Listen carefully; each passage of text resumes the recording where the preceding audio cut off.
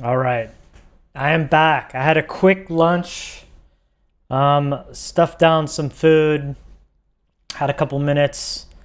I'm still tight. My back hurts, but I think I'm gonna go at this and do some soldering now, soldering the resistors and diodes, and then see if I can finish up the IC mounts and capacitors at least, and then hopefully get the ICs in there as well, and just finish off one full card today. That is my goal. I saw in the chat here, Jimmy said, I missed this before. He said, but augmented reality glasses would be really useful for DIY projects like this with tons of components for soldering. Yeah, I agree.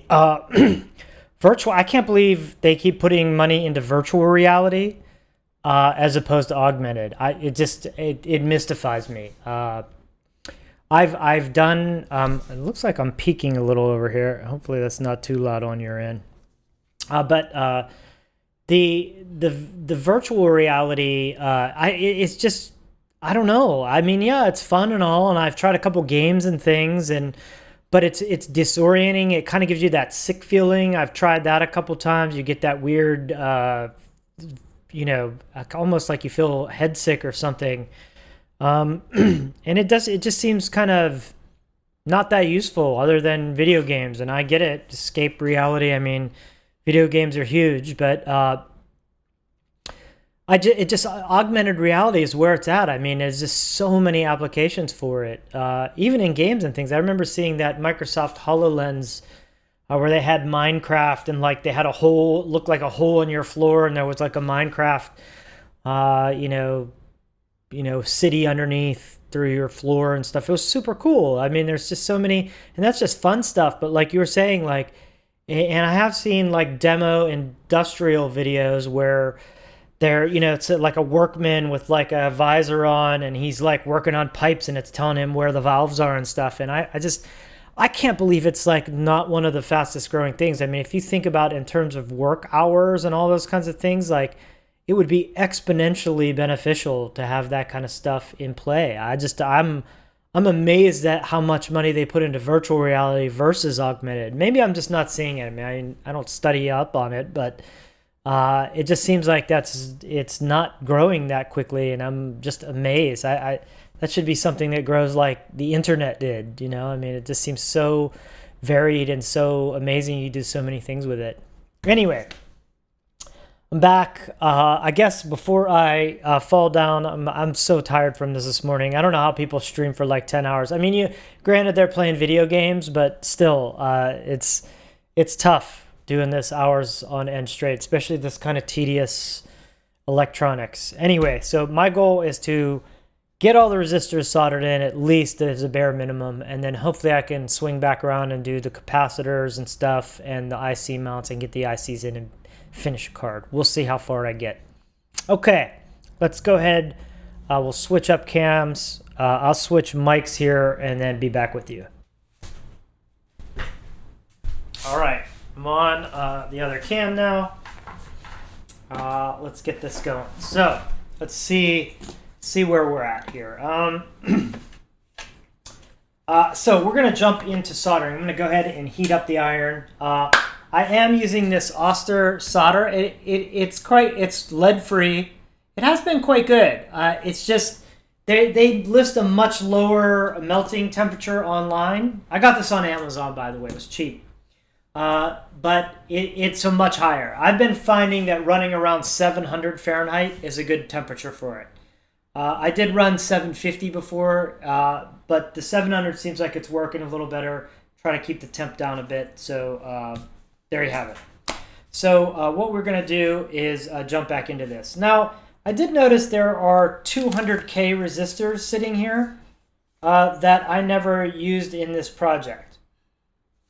And are there 200K resistors in here? There are. So this must be my overflow extras. So I have to find those first. Put those with the 200K resistors. 15K.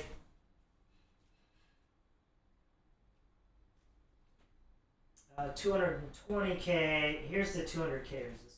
So I think I needed extras and I didn't have them. So that's what those were. Okay. There we go. So, the iron's heating up. Let's get this guy going. So, these all look good. I did give the board a look over. I don't think I missed any resistors or anything. And I think it is ready to go. So, we are going to go ahead and solder these guys in. So, I thought about trying to place capacitors on there as well, but I think I'm just going to go for the resistors, and we'll come back for a second pass. I do love this. I don't even know what you call this thing for soldering these boards, but it's amazing. It's made in Switzerland, and it was extremely expensive. It's the PCSA/2 Ideal Tech, Switzerland. Ideal-TEK PCSA/2. Super expensive, but it's worth every penny if you're going to keep doing these kinds of, I think, DIY projects, because boy, does it make the soldering portion go just a whole heck of a lot faster. Okay, so there we are. We got it in there. I'm gonna switch cams now to the SE2. I can click it and then adjust this a bit.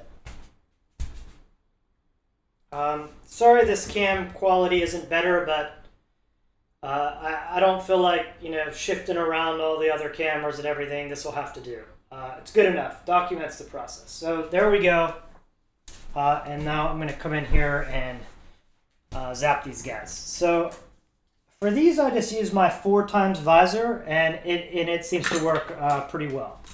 I'm stuck up with the tester over there. Let's get this all cleared out of the way. Okay, here, now I'll get some solder out. Then maybe I'll just work, I don't know, we'll say left to right.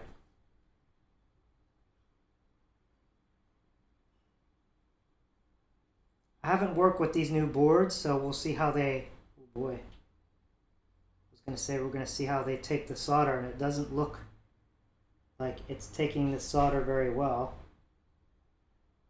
Having trouble having it, it didn't want to take the whole pad. Maybe it's just because it's the first one. I don't know. That one went okay.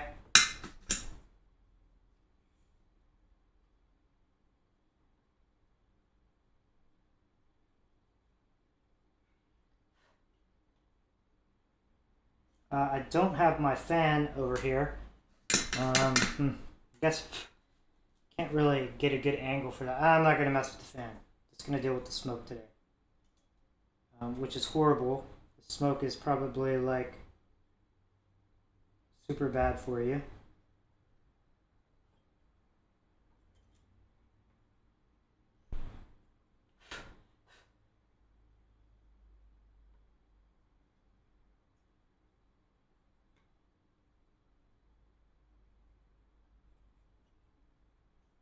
Okay, there we go. That one kind of still see a little pad. I usually like to try to get the pads covered. Not the end of the world if I don't, I guess. But and this is, if anything, these are probably a little on the heavy side, but it's okay.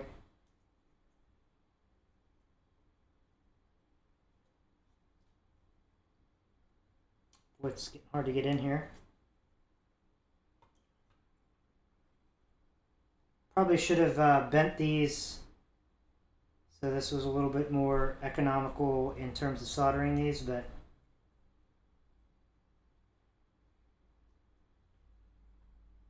I'm still able to kind of get in here.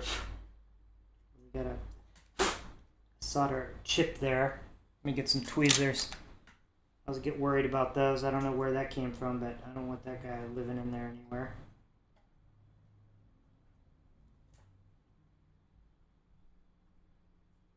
Came back on the board, of course. Now I'm just playing foosball. Okay, at least got it out of there.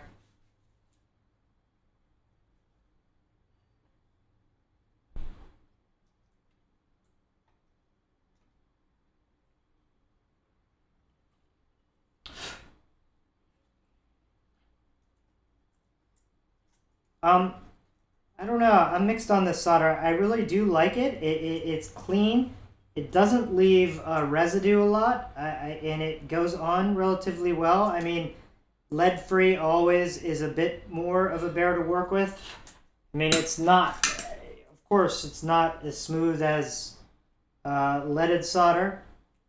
But that said, I do like this stuff, but I wonder if I could find something that's a little lower temperature. Boy, that didn't want to go on. Sometimes I just kind of sit there and don't really want to flow to the pad. Like that one's really ugly. I think I'll be able to fix that after the fact when I trim.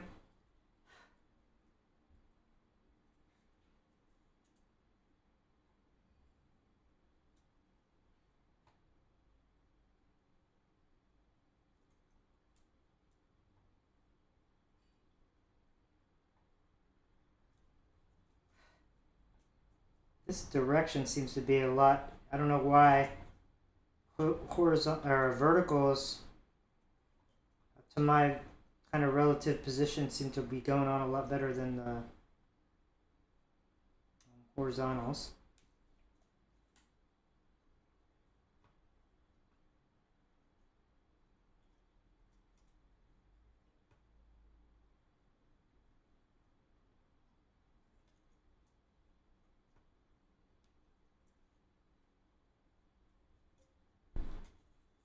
That one was a little anemic. I'm going to reflow.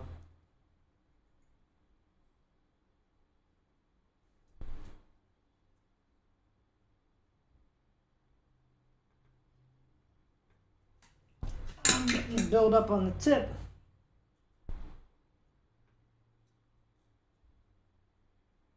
Um, Definitely, like I said, the oh boy, I'm hitting the pins now. The lead-free solder is much more squirrely to work with, uh, like for sure. Um, it's just not. It doesn't want to do what you want it to do all the time.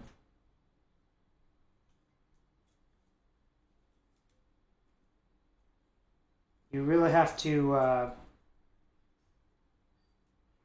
What do I want to say? Kind of poke and prod it into position sometimes, or get it to. It definitely doesn't flow as smoothly. All those things. Um, but I'll take it. I really don't want the lead exposure or to put it in the environment. So I know a lot of people, to still use lead. I mean, go for it, but I'm gonna just try to do this. I mean, it's a bitch to work with, but after you get used to it, it's really not. It's just like a little extra hard to deal with, but it's not really all that bad.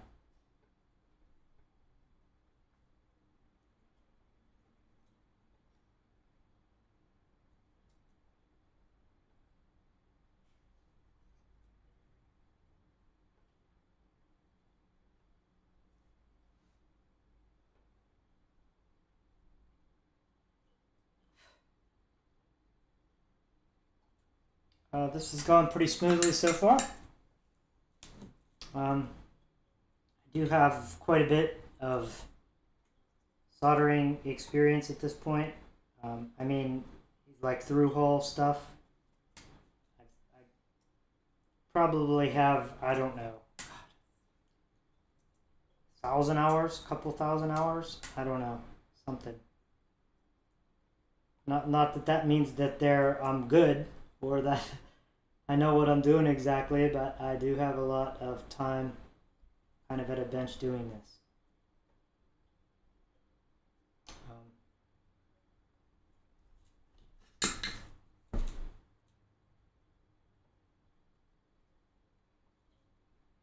Up until recently, I did teach classes doing this. I taught at a private school, K through 12 private school, but I also have experience with fab labs, digital fabrication labs in Bhutan, other countries. So, okay, this is keeping it moving here.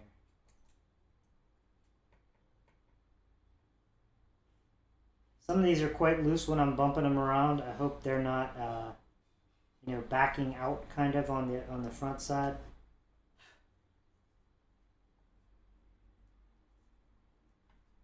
I am seeing little weird, what do I want to say, like strips of solder, like little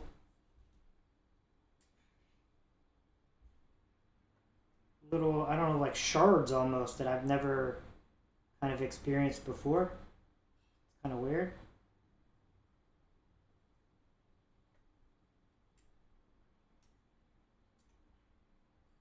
Like that. I just bumped something. I think what it might be is my iron cold solder. I don't know.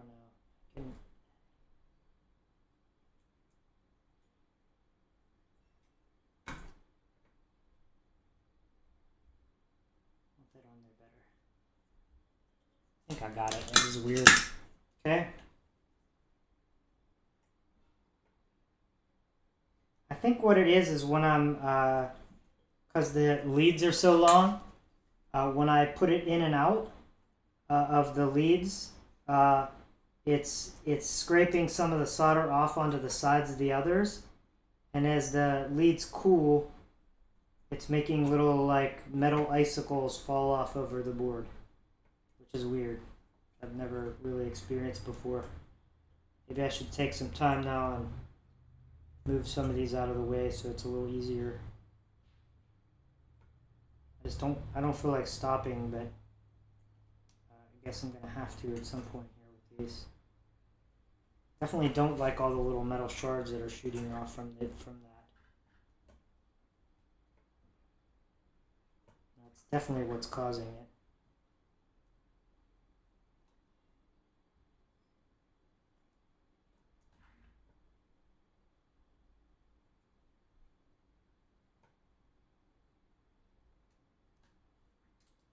Ow! Okay. That was hot. Like 600 degrees hot. Note to self, don't touch hot items.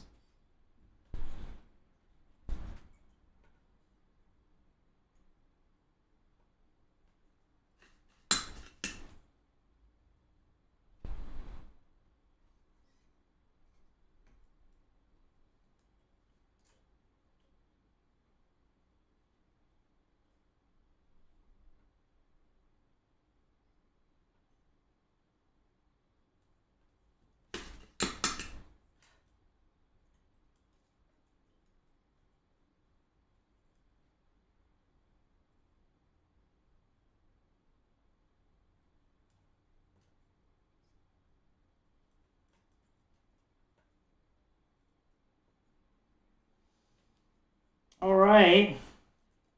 Closer and closer.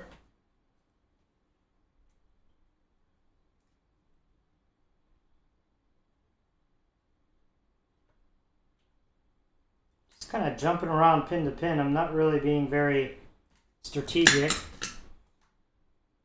Probably should be. It means I'll end up missing one and having to go back, but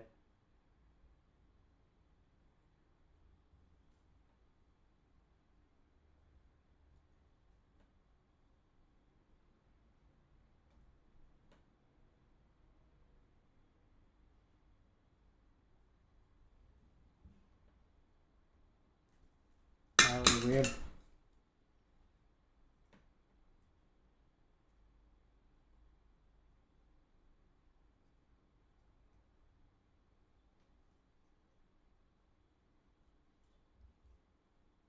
Oh, come on. Sheesh. Like, not getting the right angle in there.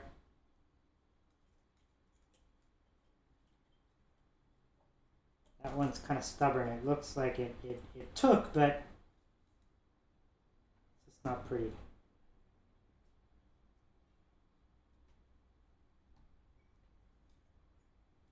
Ugly, ugly, ugly. I don't know what the hell happened there. Leaving it. Come back, clean that one up somehow later. I think all of those are done.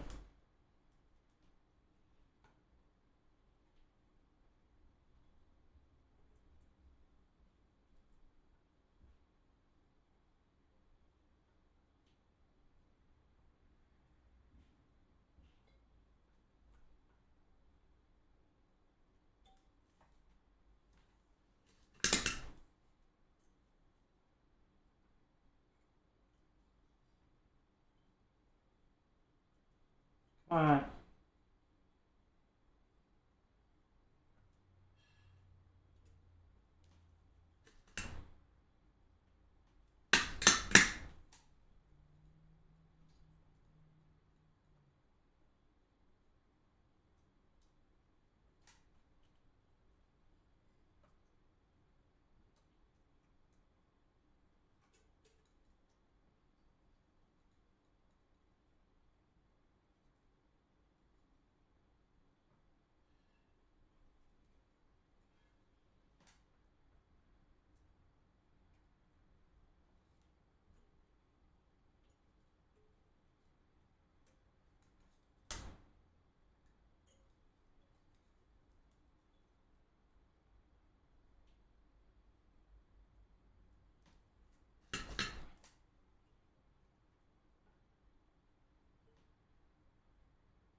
I'm really trying to get the solder directly to the pad. It really helps, but some of these angles are really weird.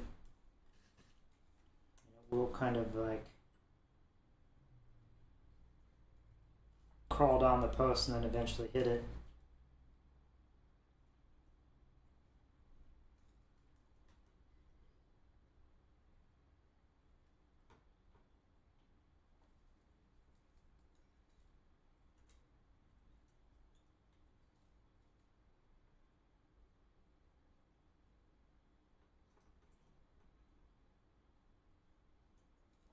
I missed these two up here.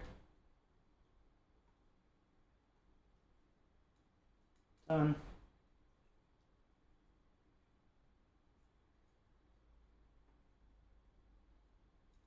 Do you remember on the build form there were a couple solders that were quite close to the capacitors? I think 2 or 3. Definitely check that out and just make sure we're not having any of those kinds of issues later.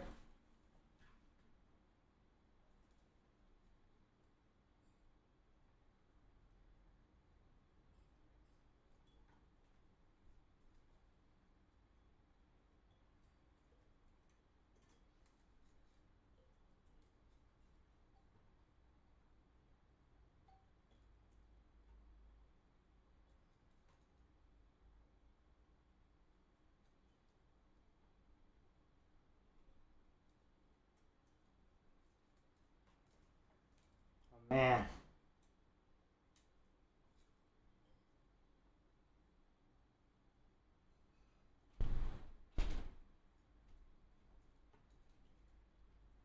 Ooh, boy, that was a pain in the butt. Just kept hitting everything except the pad.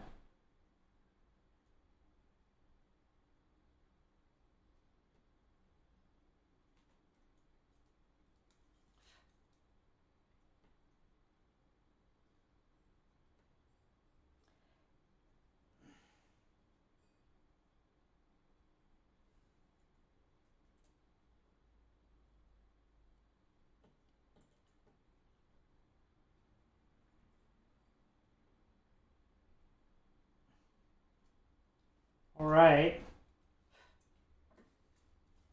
Um, hmm. Wait, that one looks like kind of.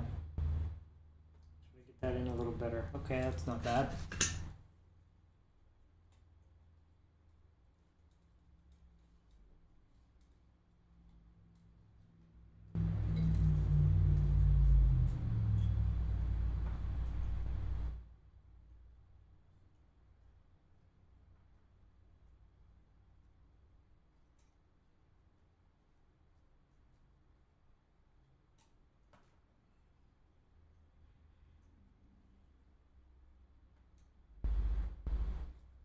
Jimmy, if you come back in, I'm really curious if you're there or maybe you're not at this point.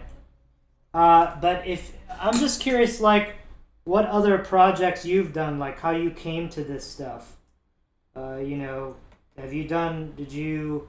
I guess my pathway was through, other Arduino projects and kind of learning a little bit at a time. I guess my pathway was programming first, and then I started getting kind of interested in building stuff, and then I went Arduino and kind of the whole maker culture way into this.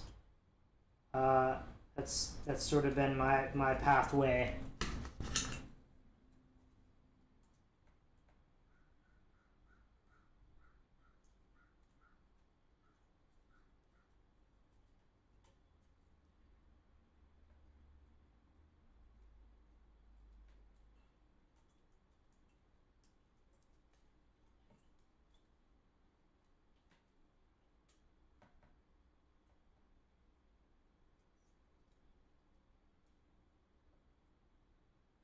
I mean, it wasn't specifically always music stuff, that's for sure.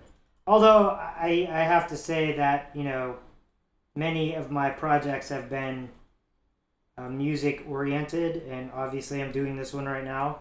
I've be gotten into music more over the last several years. Ow, that was hot. But uh, I definitely did a whole lot of other types of projects as well.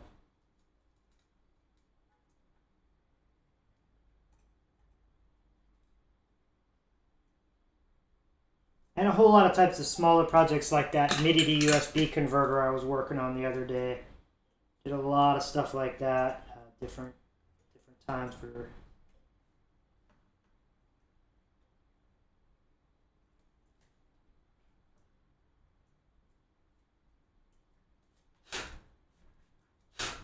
Little metal shards. I see one there in the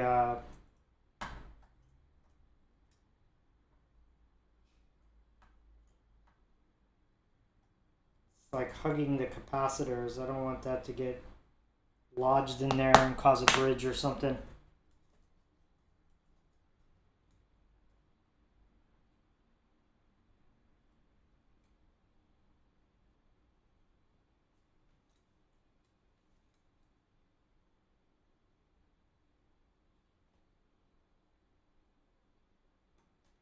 Again, if anyone writes or says anything, apologies. I'm not looking at the chat while I do this. It's on the other side of the room.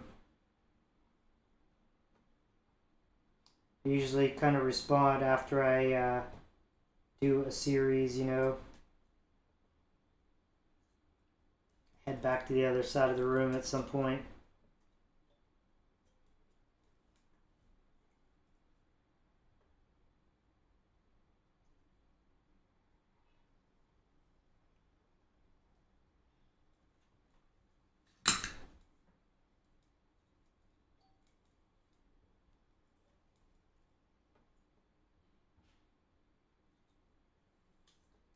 Damn it. Couldn't get down to the right angle.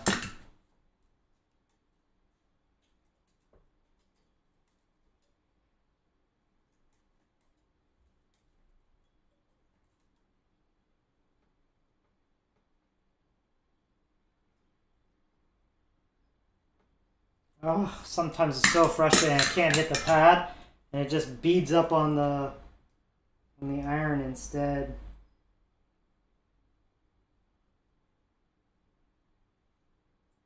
Lead free is a lot worse for that kind of stuff too.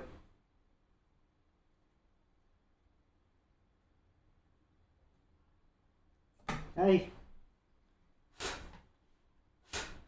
I'm definitely gonna have to go over this board here when I'm done and clean it up, because I keep hitting the pins. I'm getting a lot of those little shards. That can't be great for things. I haven't really been paying attention, but I should be quite careful I don't hit my capacitors either.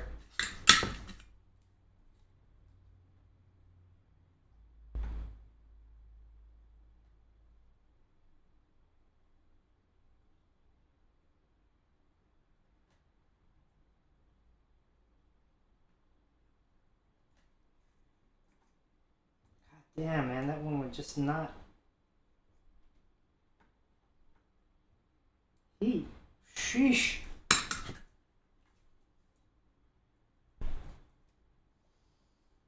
Oh, those ones on the edge I'm gonna have to do at the end because they're touching the frame of this holder. Can't have that.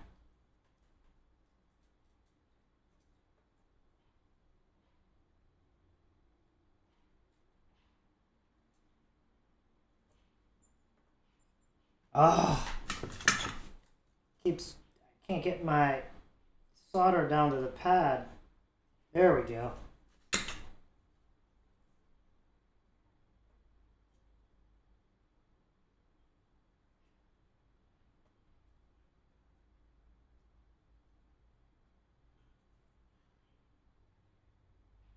That one. Come on. This doesn't want to.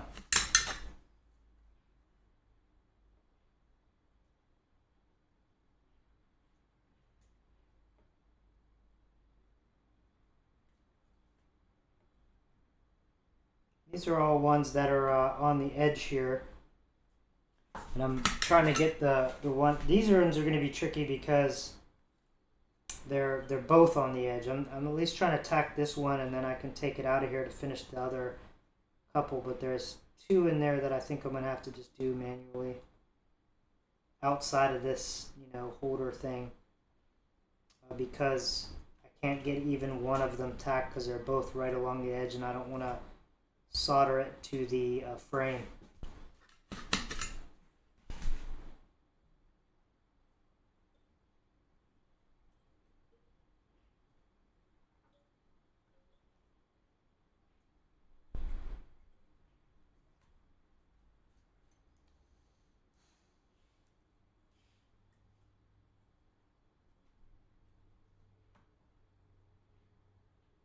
I'm making headway. Can tell. Maybe we're about halfway done.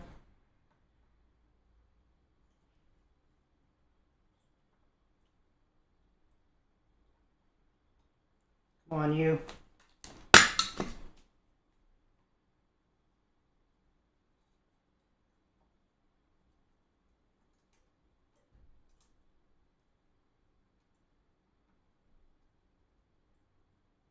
There we go.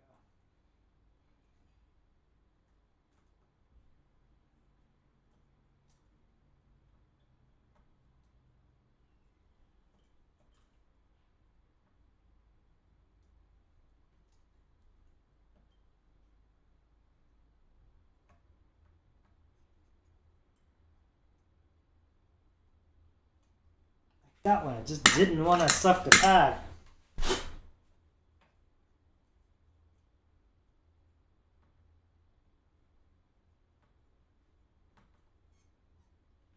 I'm curious how many people who are building these are, what I want to say, are they after they solder these, are they thoroughly testing every board right after all the solders, with a multimeter or something and checking continuities for every single board, like every connection, or not? Really, really curious. My suspicion is that not many people do that, but I don't know.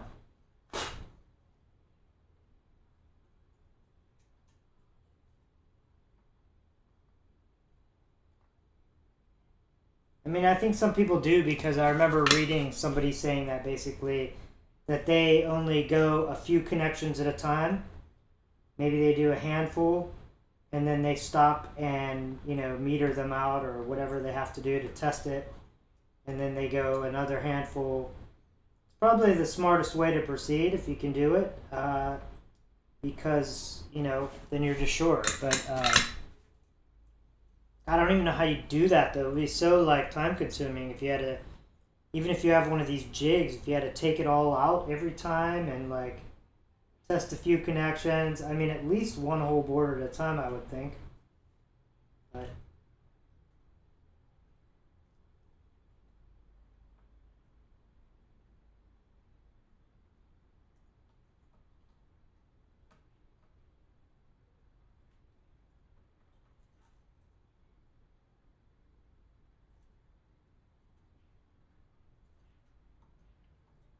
That one was a bit ugly. Let me see if I can reflow it here in a second.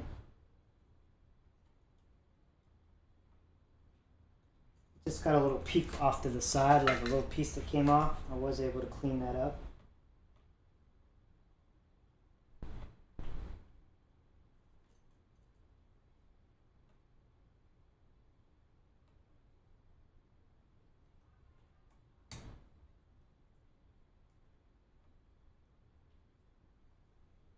Come on. Yeesh. There. Ugly, but it's going to work. Because it was kind of bent over. That one worked.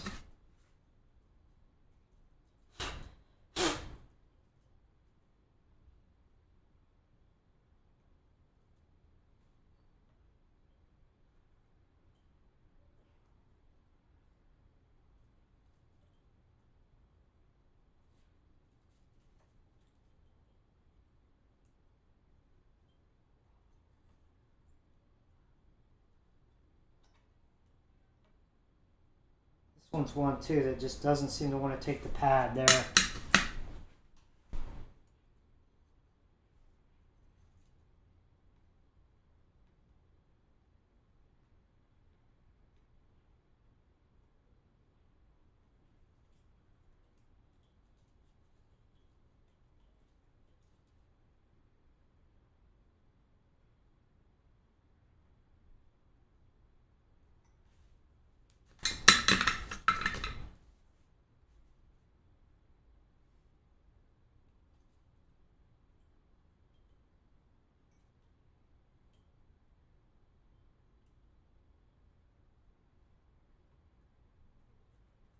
Ugh.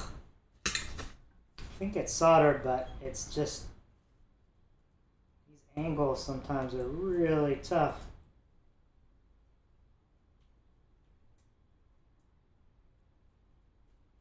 Come on. There we go. Yeesh. Some of these are a little heavy, but I'd rather them be a touch on the heavier side than anemic, and then wondering if you're actually, you know,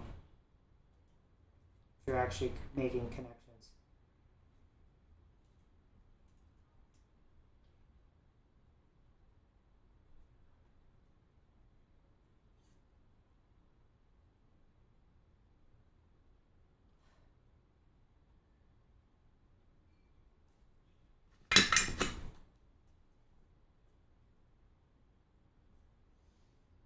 All right, those look good. I'm gonna do this one, and maybe swing back towards the middle here where there's a couple down here that still need to be done. Those ones right on the frame border.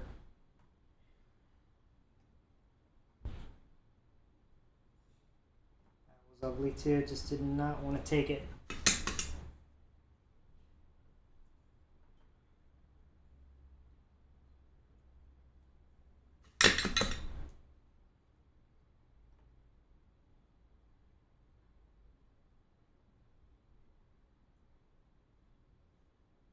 Come on.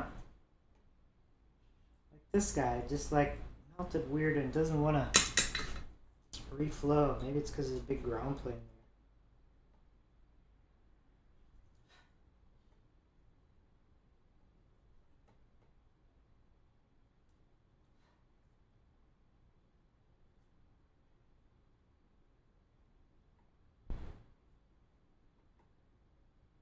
Kind of just going where the wind takes me here.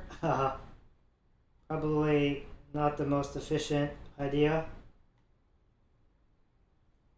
Doesn't really matter, I guess, as long as I don't miss any.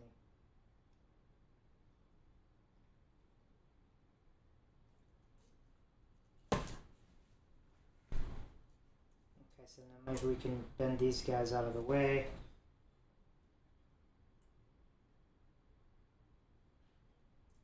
Okay. Ow!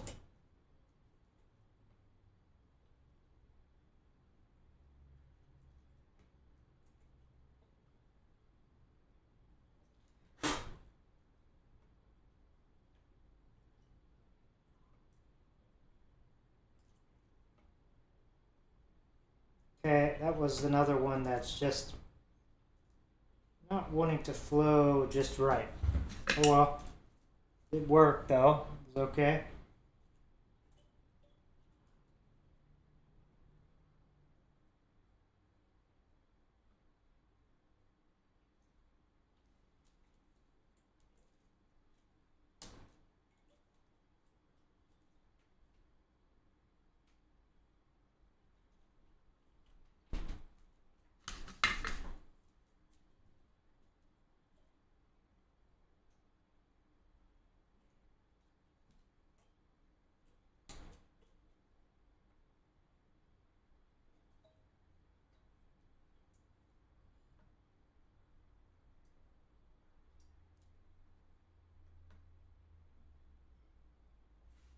Okay.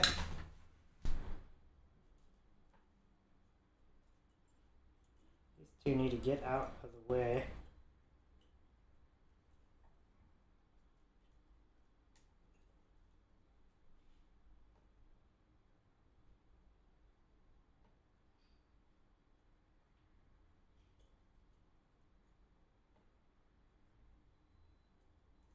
Yeah. Sucking down some of this nasty smoke. I don't know about everyone else out there, but I definitely do notice feeling shitty sometimes after I do this all day. This cannot be good for your health. Yeah. Sucking in metal smoke fumes has to be probably like one of the worst things I could do to myself. Probably not very smart, but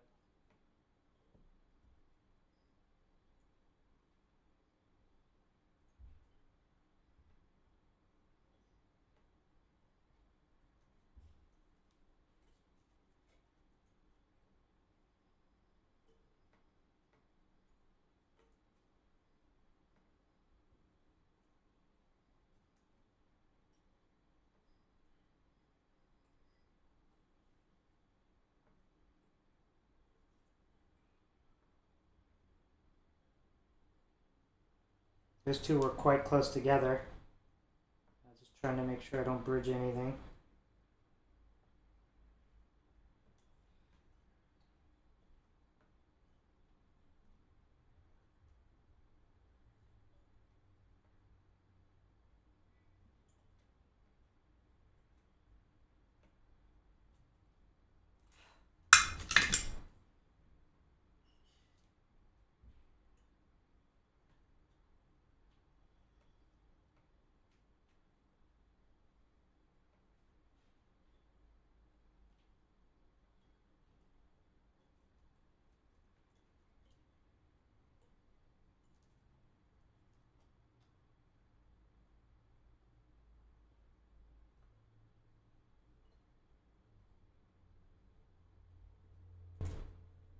Makes a huge difference when you can get really good contact with the pin and the pad. That one just did not want to work right either, just kind of ugly. I mean, okay, it worked fine. It was just okay.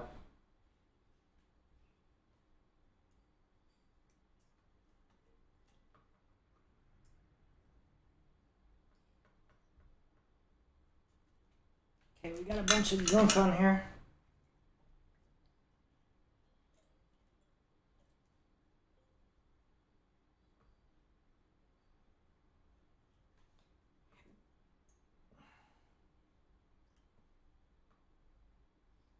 Okay, there. Revisited that one real quick.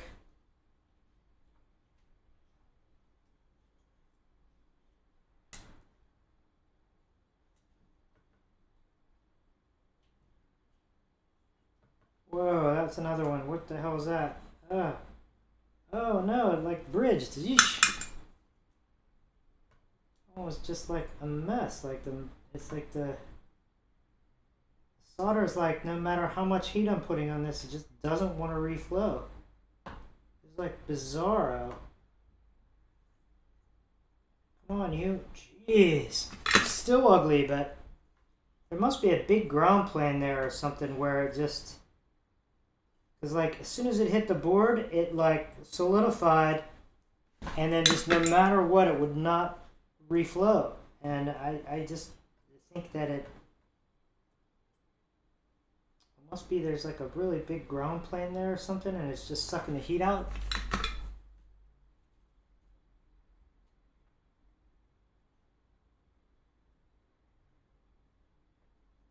Same with this one. This whole row is doing that. There must be a big ground plane or something here. These are ugly solders. Like, as soon as the solder hits the board, it's like congealing into, solid.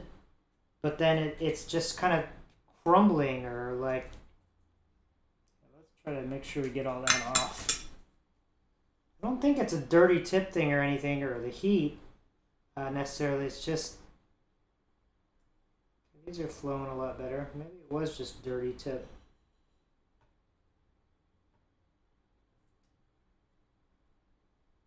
I tend to run a long time before I kind of clean my tip off. I try to do it every 3 or 4. I don't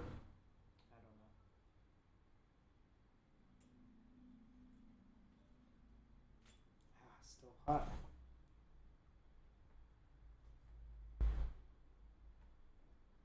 Like I see one of those metal shards touching a capacitor. Oh boy. It's heating up something that's not what I really want to be heating.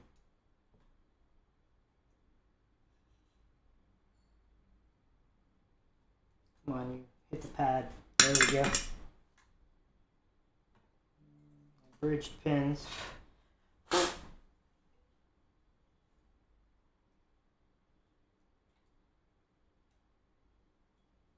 It's just really so important to try to get pad heated.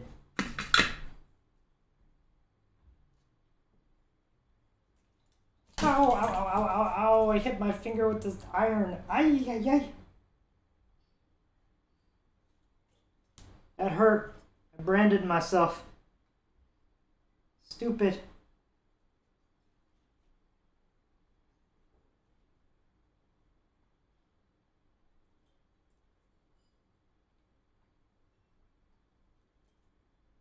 Oh, there's going to be a nice little blister there. I feel it. 700-degree branding action. That'll wake you up. That'll keep you motivated to do more Kijimi work. Give yourself a little branding scar. God damn, man. This one too. Super ugly and just will not remelt. Ugh, leaving it. I think it's okay.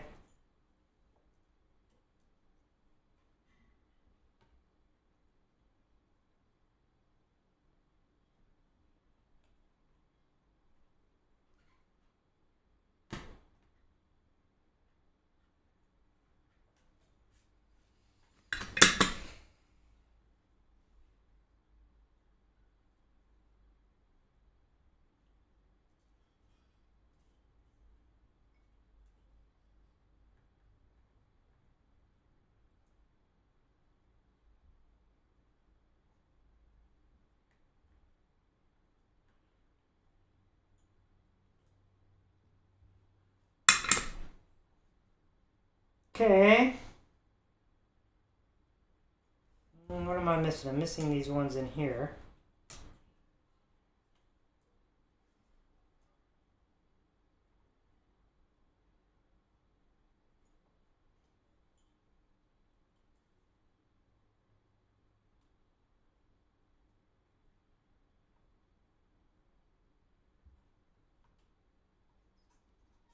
Come on, you.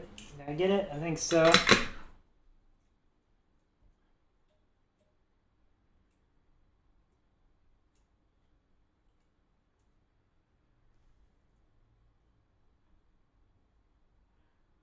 These are a little. Yeah, I see what he means there. You got to be tricky. It's tricky around the IC in that couple of those capacitors around the IC. You got to just be very, very careful. This one only kind of half soldered.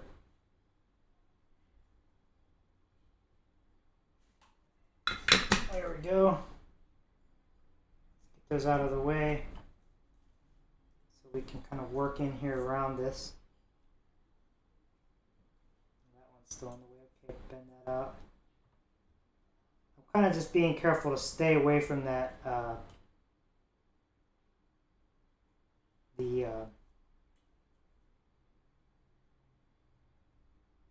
both the IC and the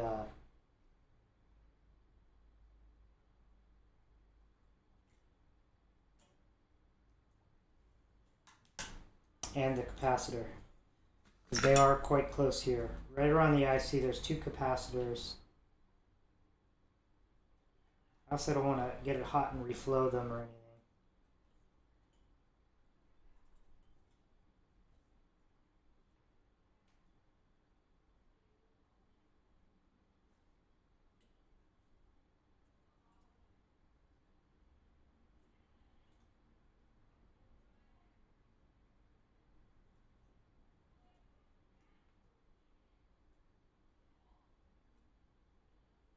Jesus.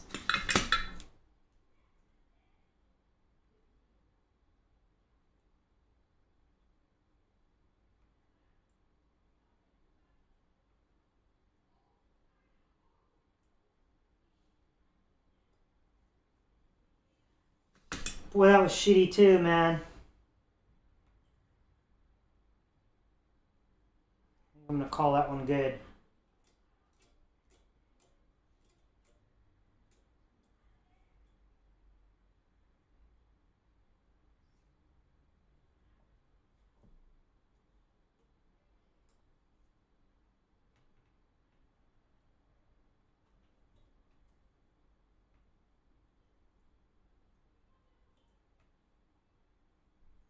These are kind of tricky to get into.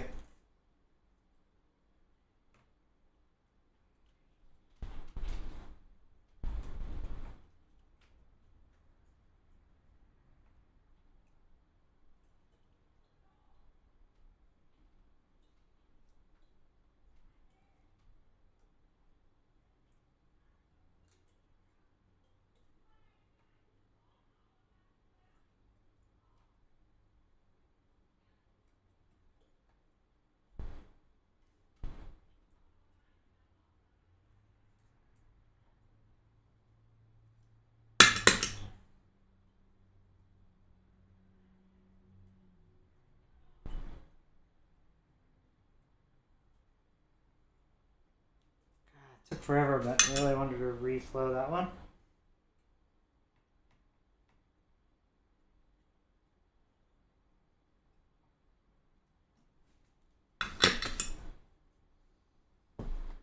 Okay. Perhaps that's it. I don't know. I'm looking. I don't see any left. I do, on the bottoms. These bottom ones are left. How am I going to do this? I have to release this to do it. Here, let me see what I can do. Maybe I can do it while it's still in here. Kind of pop this and slide this. Yeah, I can slide these down. Okay, good. Yeah, I can keep them like that. Yeah, good.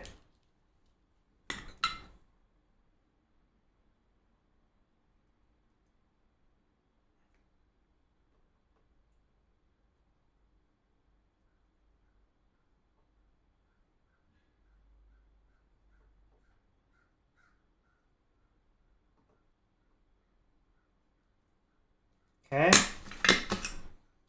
Those are done. Can I get the rest of these as well? I think I can. That would be ideal.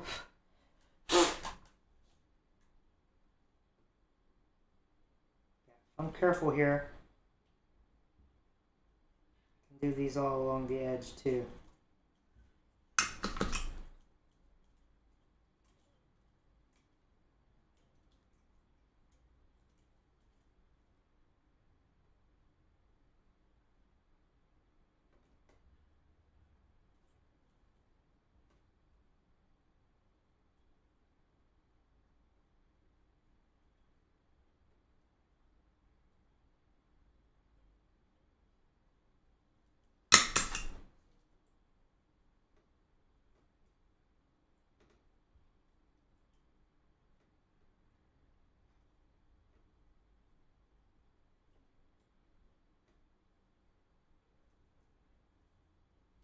Okay, a couple of those aren't super pretty, but I think I got them.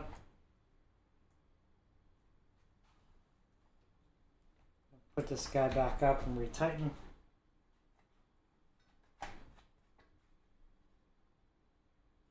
Anything else that I missed?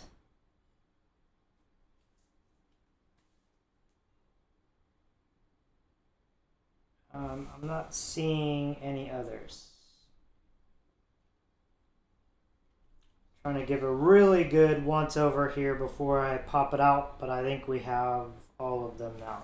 Okay, I think that's it. Let's flip this thing. Well, I got a lot of those solder shards from the tips of the components. When I would draw my iron back up, the solder on the tip would, kind of spread out and make a little shard and then fall off. I think I heard my board just fall down, maybe. It's hard to tell. Yeah, it did. Okay, let's pop this off. It's when I loosened it there. Okay, those look great though. They're nice and flat. A couple of them came up a little bit. That's no big worry. Like that one's, can you see it? That one's raised just a touch on one edge. I could redo it and push it in there. I don't know that I even need to. Looks fine.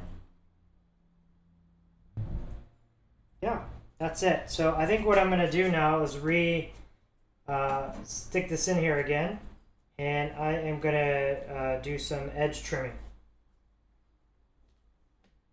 There we go. It's kind of out for you guys, isn't it? There.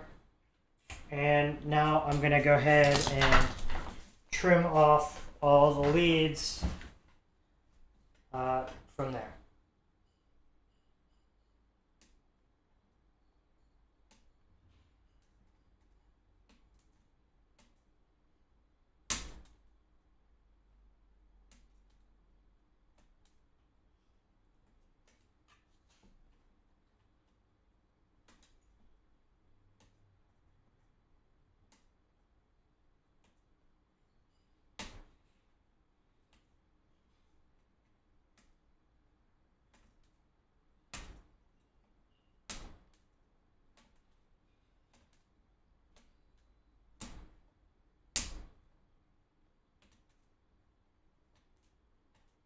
Boy, this was a big, ugly one. This is the one where I had a lot of extra solder there.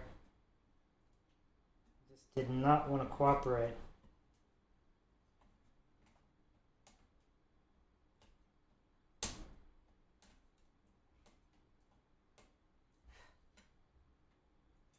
Maybe I should take I can't take a photo of this, can I? I've been trying to photo document all this stuff as much as possible too, but I'm actually using one of my iPhones as the camera while I film, so when that's the case, I can't really photo document. I'm using it to stream.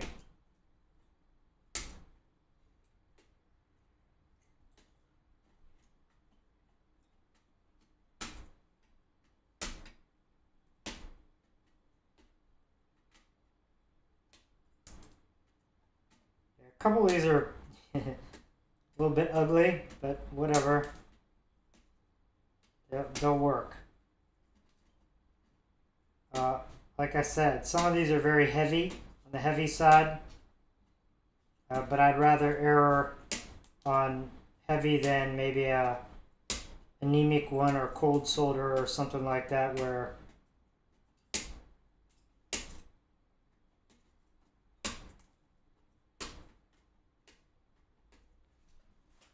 okay.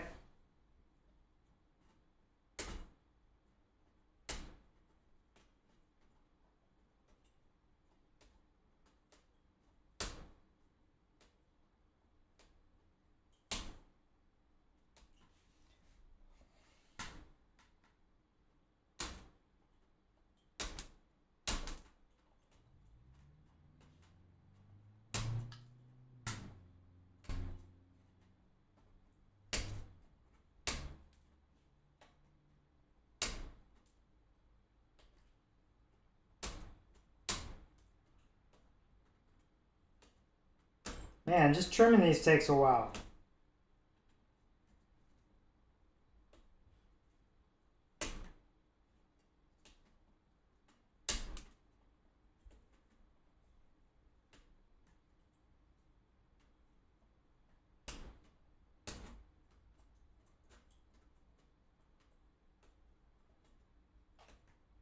In my mind, I always feel like this process is so quick, but it really is quite time consuming. I think that's what's crazy is it's not even that hard, it's just tedious.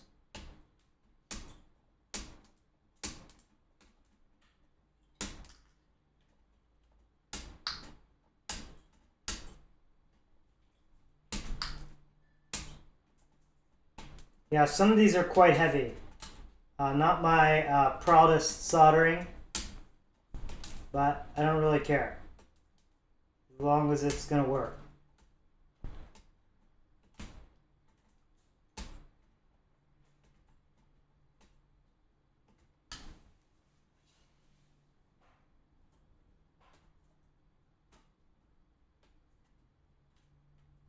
More than that, I think what I'm the most concerned about is actually place the right resistors in the right spots and those kinds of things.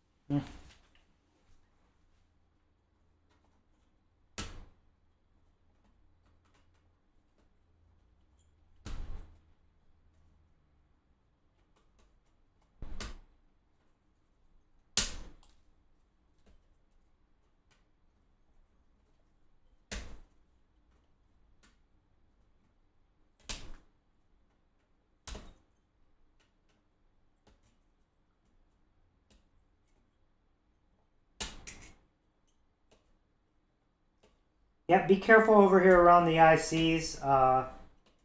Some of those capacitors are a little closer over here.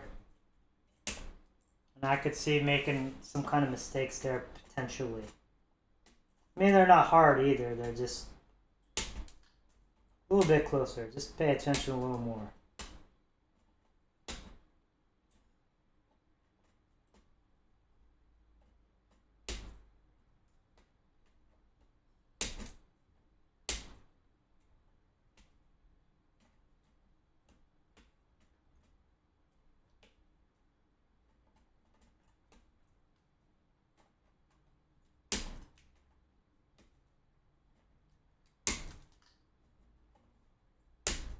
Yeah, a lot of these solders look quite heavy, and when I was doing it, it really didn't look that way, which is really interesting. And it was quite hard to see what was going on. I don't think enough to want to use the microscope, but I'm surprised by how heavy some of these are. Again, I don't think it's a huge issue or anything. Nothing's grounding or anything like that. They could just be prettier.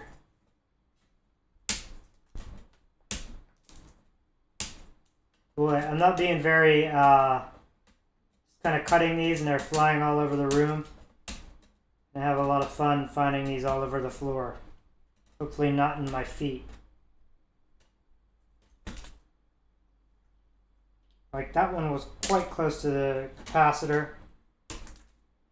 I'd be careful of that. And the ICs here, I'm kind of scratching them.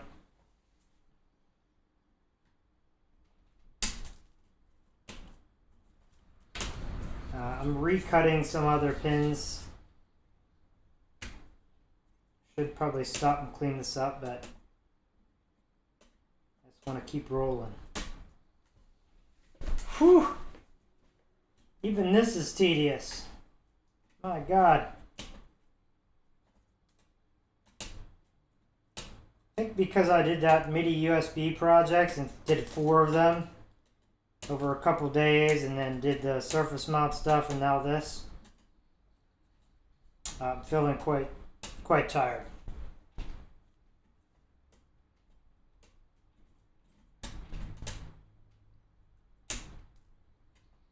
Might have to take a rest day here at some point, not sure.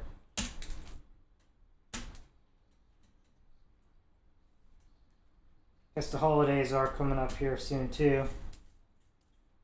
There'll probably be some rest days in there. Although I hope to kind of keep doing this over the holidays while there's time. And just bust out. I really want to get this project finished. My goal actually was to try to finish this by the end of December. But that's obviously not going to work. So now I'm thinking maybe by the end of January is my goal. I don't know. I'm going to throw all of those out and see where we're at here. This is definitely going to need clean with alcohol. There's quite a bit of stuff all over here. I don't know if you guys can see it. Probably can't really see it at those angles. There is a bunch of junk all over the board. Maybe what I'll do is I'm going to wait though. I'm going to wait to do any of that until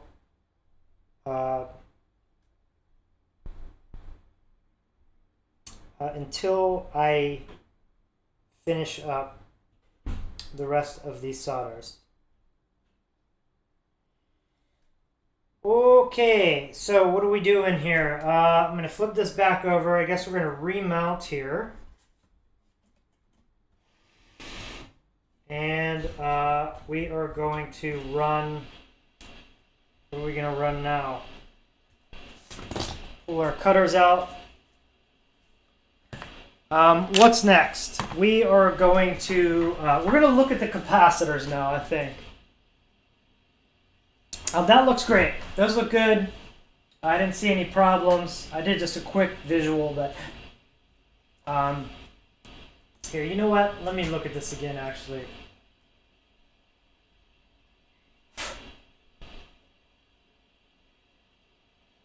Yeah, it looks okay. Calling that good. Okay, and then what we're gonna do is get back in here and start looking at capacitors now. Okay, let's get these guys over here. I have them all over here. Oh boy, knocked my pad down, my thing down again here. Put that back up. Okay, maybe we'll switch camera views for a second. Go to the main cam. Okay. So what I'm doing is I have all my kind of capacitors here in bags, and I'm going to kind of spread those out, and they're less capacitors, so it should be less confusing. And we're going to try to place some of these and see where we're at in relation to also the IC sockets. Whether we're going to do both at the same time or do capacitors first or vice versa, I'm not sure yet. 100 UF. So let's look for that.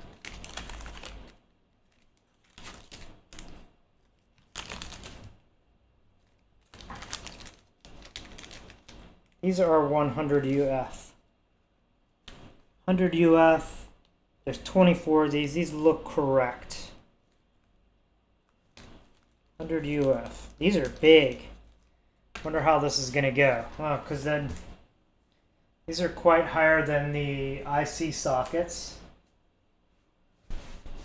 I'm really split here. Should I try to do these capacitors or should I do the IC sockets or what? I think I'm going to do the... Maybe I'll do both. We'll see. We'll see. Let's try to place these and then we'll see. 100 UF. Some of these I thought there were a couple that were the same and they were just different types. So I'm kind of confused by that. Let's see if we get any of that. 10 UF. And see, these are 1 UF. Are they the same or are they different? I'm confused. So these are, oh no, those are 1 UF. Okay, so that's not the same. So those aren't the same. 100 UF, C1, 2, and 3. 1, 2, 3. Okay? These, of course, these electrolytic capacitors are polarized too. Got to be careful. C1, 2, and 3. Let's come back. Okay, let's switch our cam view back over to the board. So there we go. Do we still got feed? Yeah. C1, 2, and 3. Okay, here they are. Negative is short. C1. Positive. Get these right.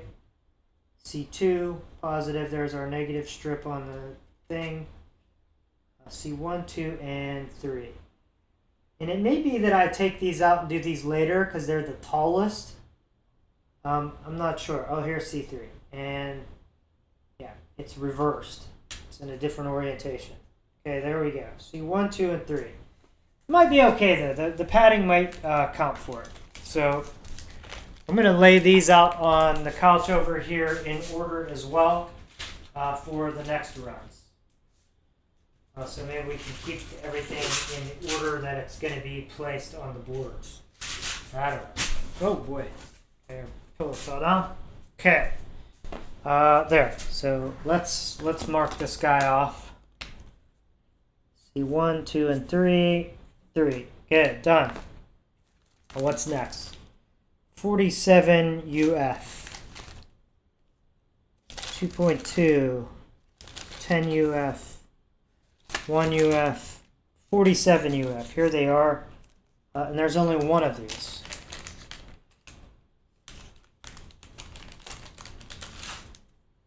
UF 1.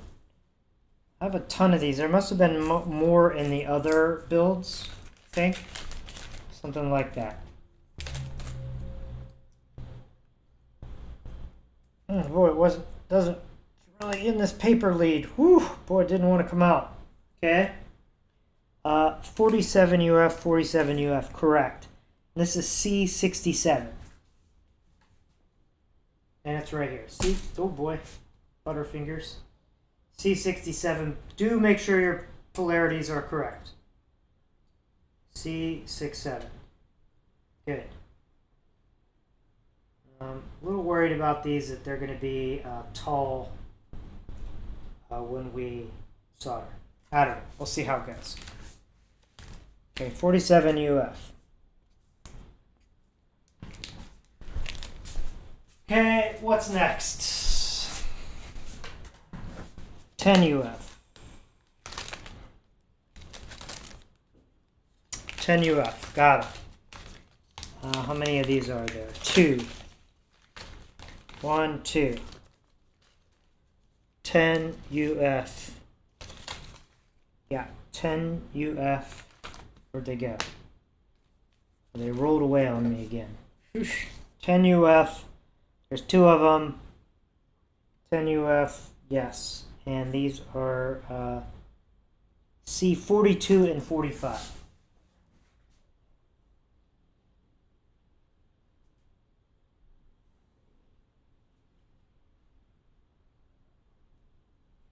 Not seeing them.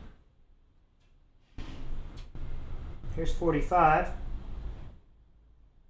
Again, these are polarized. Be careful. Here's 42. Get the polarization right. Those are quite high though. I'm worried about this because they're quite high, and I'm wondering how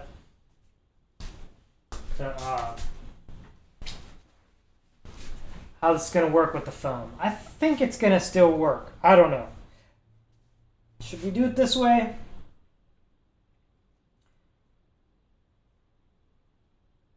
Because I know what I'm worried about is the little capacitors. Maybe I should do the round of little capacitors first, then the IC sockets, then the big capacitors. But I would like to just do it all in order like this. I'm going to do it all in order and go for it. We'll see if we get these get a little loose. We'll change it on subsequent runs. 4.7 UF. 1 UF.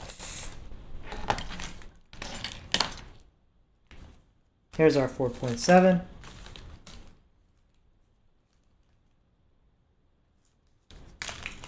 And we only need one of these. For C60.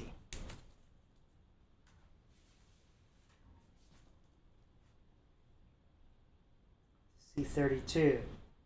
C15. 65, 64. C60, there it is, and it is polarized again. C60. Get it. If we can pull this off, it would be great because it's nice to just go in order. Okay, 2.2.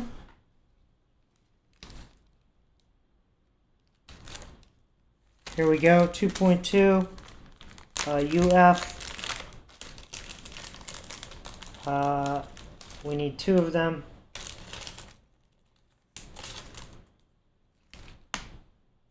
And this is going to be 64 and 65. Again, these are polarized. Be careful. Here's 64. And there's 65. And they are reversed. The polarities, be careful. These are quite tall as well. We're worried about that.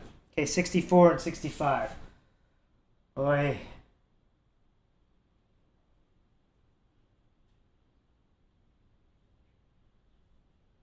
I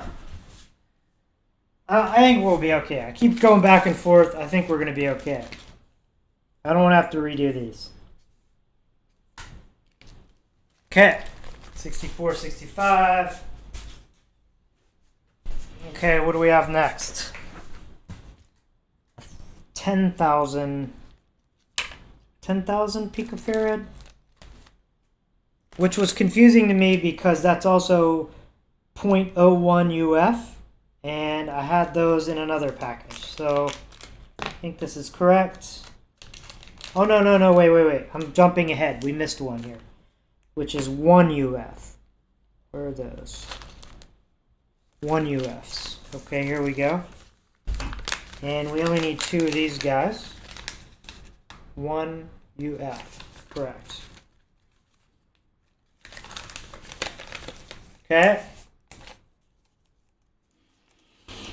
And two of these guys. 1 UFs. God, this paper is really stiff on this one. It just does not want to give these guys up. Really sticky.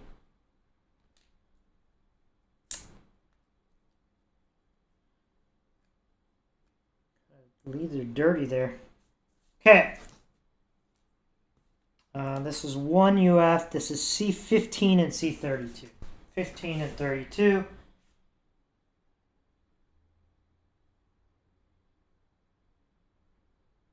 Uh, 15 is up here. They are polarized again. Be careful. This one doesn't have the negative strip, but the positive is longer, negative shorter. 15 and 32, did I say? Yeah, 32. I don't think there's many circular ones left, so where is it? 32 is in the middle. Again, polarized. The long side is positive, short side is negative. Okay? Good. What else? Okay, so that was 1 UF. Let me mark this off. Almost skipped that one.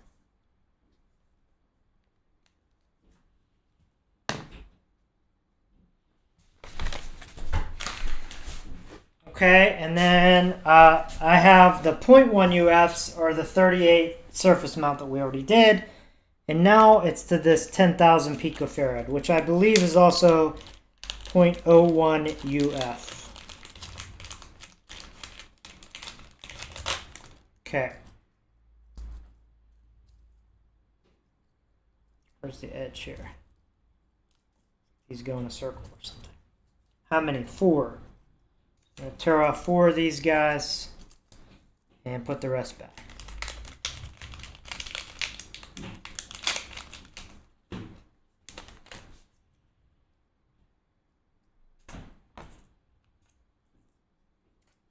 So these are the little ones that I was saying that I'm worried, like they may get loose, but we'll see.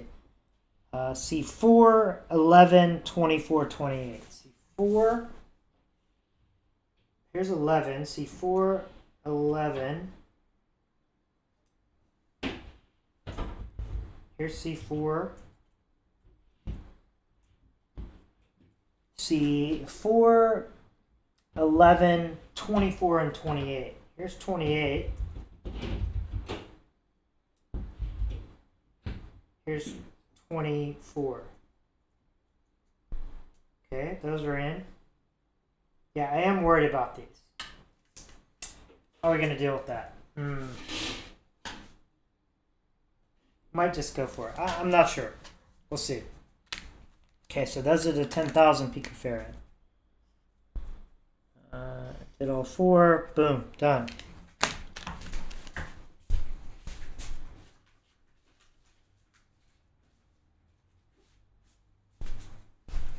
Now we're on to the 4,700 picofarad. Yep. And we need 3.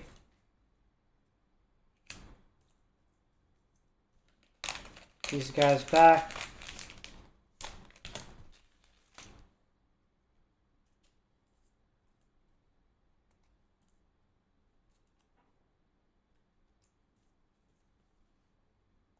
C46, 49, 52. 46, 49, 52. Here's 52. Here's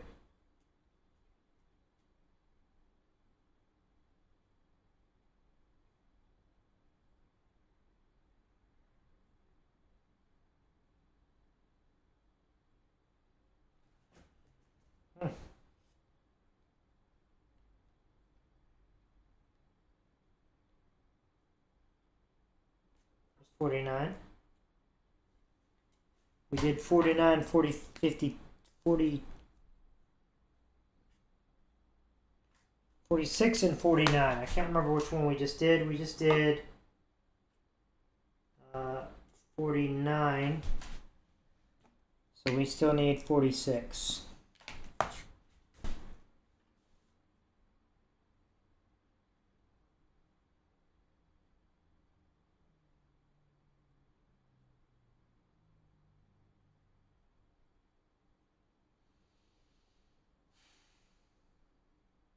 Here is 46.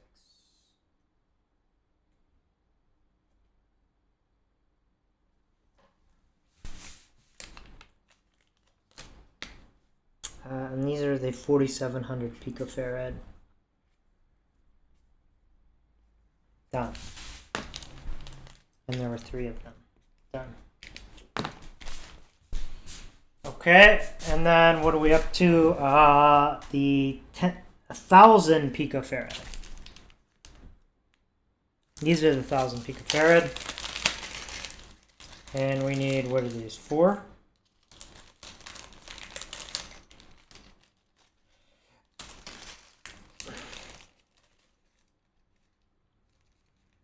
These are the ones I was confused about, because these are the film ones. And I think there's 1,000 picofarad and another value that are like ceramic or something. Okay, let's see. And I believe these are non-polarized to film capacitors. Yeah. It doesn't appear to be a polarity. Okay, so we got C 5, 9, 25, 26. 5, 9.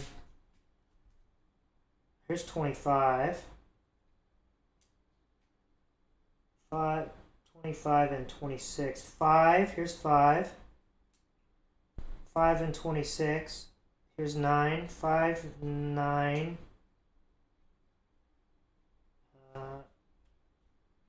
5, 9.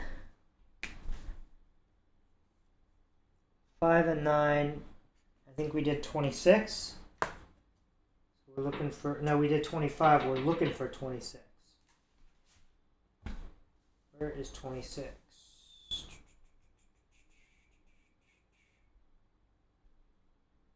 14. Where are you, Mr. 26? 31. 14. Here's 26.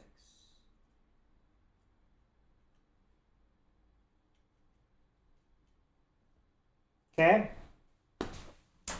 And what else?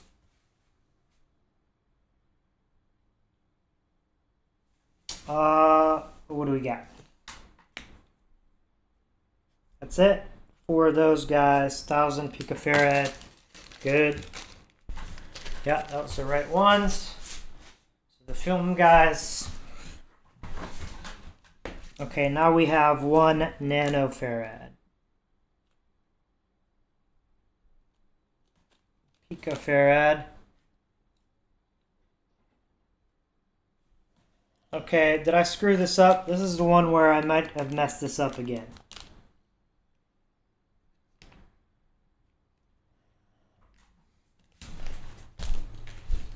Okay, because I have a, hold on.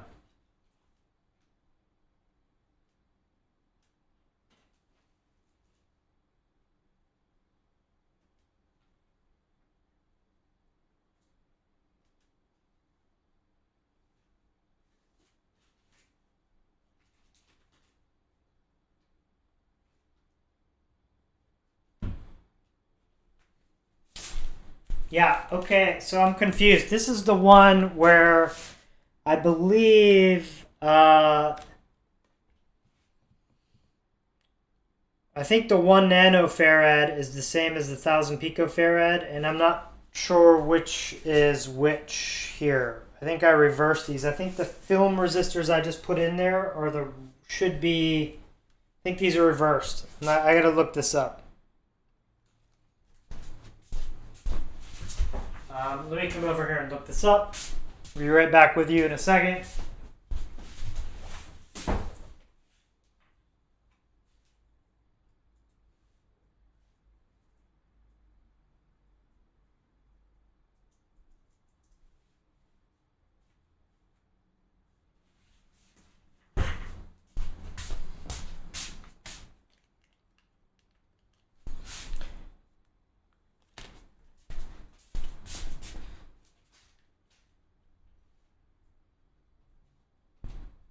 Okay, I'm confused.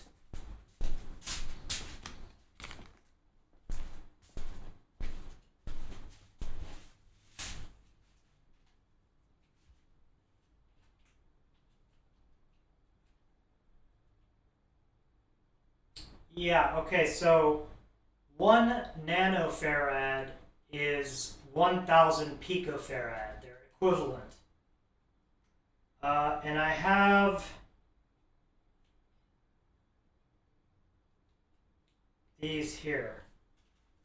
These are 1NFs. I need to check the master bomb here. Here, this is important. I don't want to screw this up. I'm going to come back here and switch over to, what is this, the main cam. We're going to switch here. Okay. Okay, so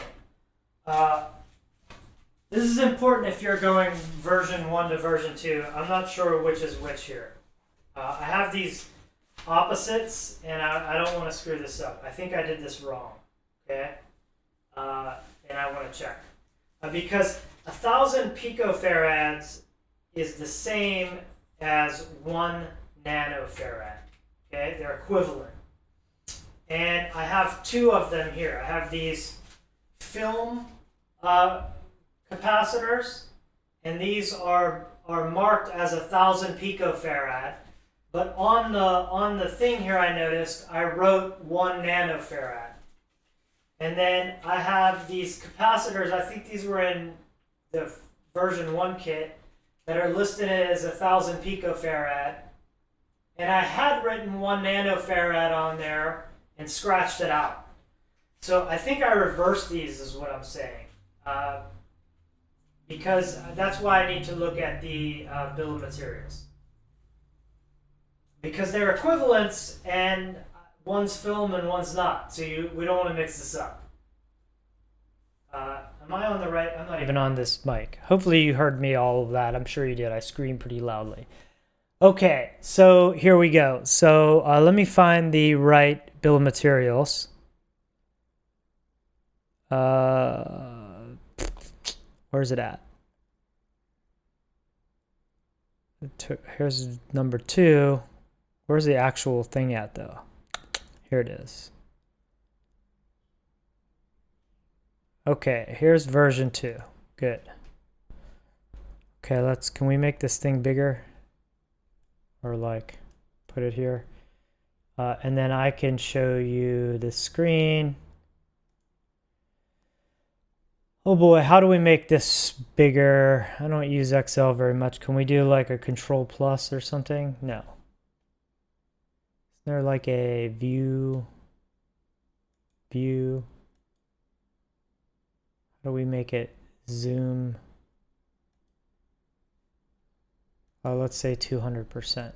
Yeah, great, much better.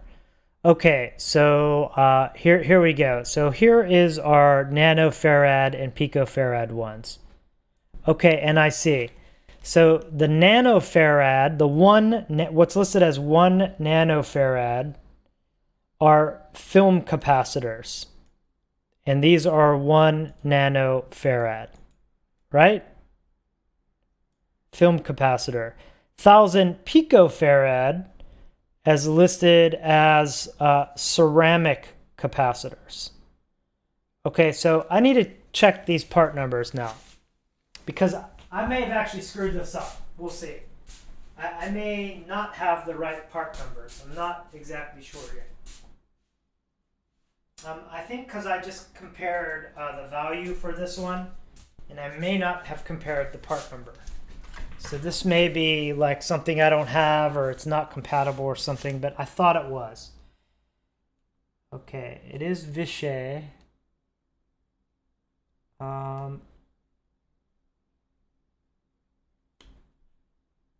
Okay, so what I'm looking at now is the 1,000 picofarad that I got from SynthCube in the version 1 boards.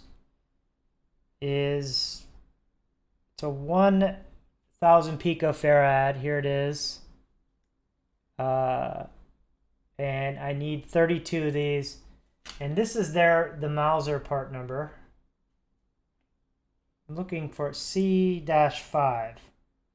This is COG 5 millimeter, so that might be right. Ceramic capacitor, these are ceramic. FKE. This is a Mauser part number. See, and they aren't even listing. Am I missing, like, here, wait, let me go back to my zoom 100%. They're not even giving another part number, are they? Like a alternative. Zoom to 200% again, so we can all see this. So I gotta see if this is the right part number. I just assumed that it was, because it was 1,000 picofarad and it's a ceramic capacitor. I don't know that it could be anything terrible, but the part numbers don't match, and I just want to do a little research before I screw something up. So I'm going to do this and go to Mauser.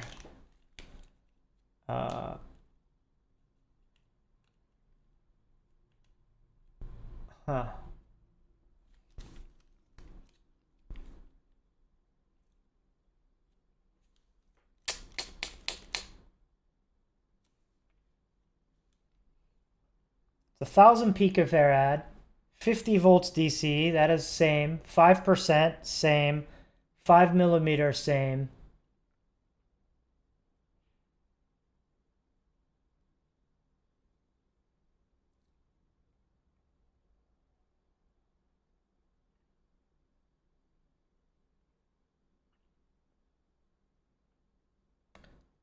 I mean, the specs are all exactly the same. Part aliases, FK. It does have a different part number. So what I'm going to do now is open up a new tab and look up the part number on the synth cube, which is, boy, this is so hard for me. K102 J15 C0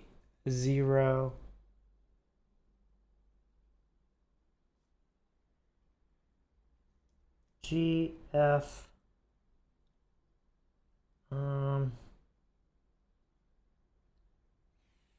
5TH5. Yeah. Let's see what this list says. Okay. Vishne. Or Vishay. Multi-layered ceramic capacitors MLCC leaded. Multi-layer ceramic capacitor MLCC leaded. I think these are the same. They have exactly the same rating. COG NPO. COG NPO. 5% dipped. Yeah, 55, 125. Those are exactly the same. 4 millimeter. Okay. Yeah. I think it's just a different brand. One's TDK and one's Vishay.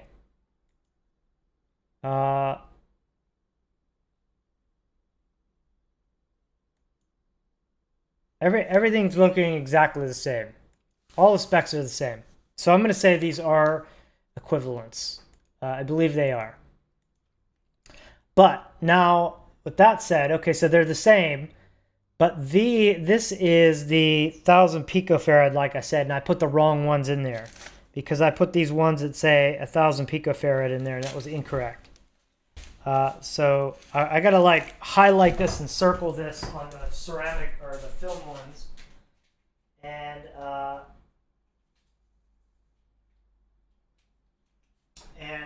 what else do I gotta do?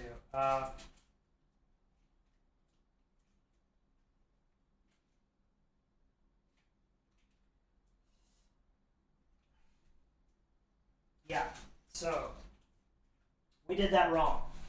Okay, good thing we checked. Okay, so I'm gonna go back to this cam, and we're gonna continue here. And then I think we need to go back to the iPhone SE2. So these four film capacitors we put in here are incorrect. I'm going to pull those. Those are incorrect. Because those should be the 1 NFs where there are 6 of these in the project. So I'm going to pull those out now. There should be 6 of these. Put those aside. That's the next step. But for right now, the 1,000 picofarads, when we pulled those film resistors, these should be ceramic. They're not resistors. Ceramic capacitors. Okay, so these are the 1,000 picofarad ceramic capacitors. That's what should be in there, not the film capacitors. Super confusing. Good thing we caught that. Okay, so see 5, 9, 25, 26. Here's 25.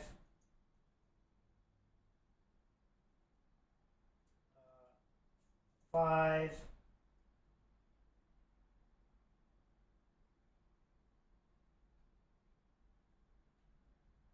Now I don't remember where they were at. Here's 5, 9. was 25, and I think we need 26 here. Okay, good. So those are correct now. Okay, good. Whew, boy, that was confusing. Okay, so now we finished those. Those are the 1,000 picofarad ceramic. Now the nanofarads are 1 nanofarads, which is really 1,000 picofarad. These are film resistors, film capacitors, rather. I keep saying resistors. And now these are 143157. 14, let's see here. 14.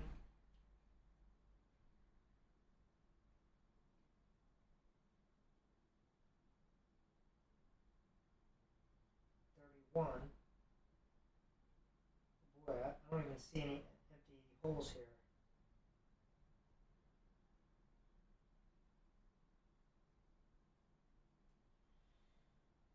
Here's 57. 14 and 57 we've done. We're looking for 31 and 58. Here's 58.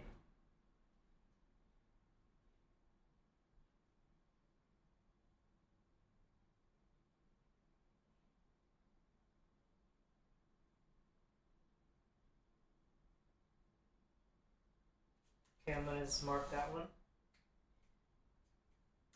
So 31, 59, 61. I think I found 59 and 61. 59, 61. I think all we're looking for now is 31. Yep. I can't find 31. Where is it? MIA. Where are you, Mr. 31?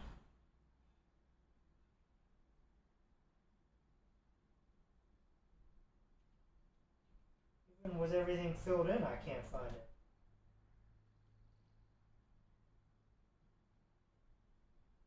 Holy moly.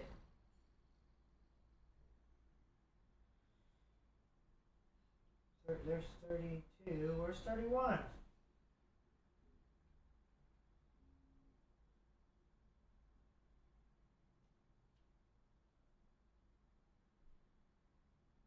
There it is. 31. Okay, done. There we go. So those are all done. I think that's all the capacitors. And then the rest of these are all IC sockets. I'm debating about just doing this all in one shot. I'm worried about the big capacitors that they're going to make, like this one. This might come up or something. I don't know. I'm debating about pooling those and replacing them, but that would be a pain. Because they're right next to these big ones, might come up. I'm not sure.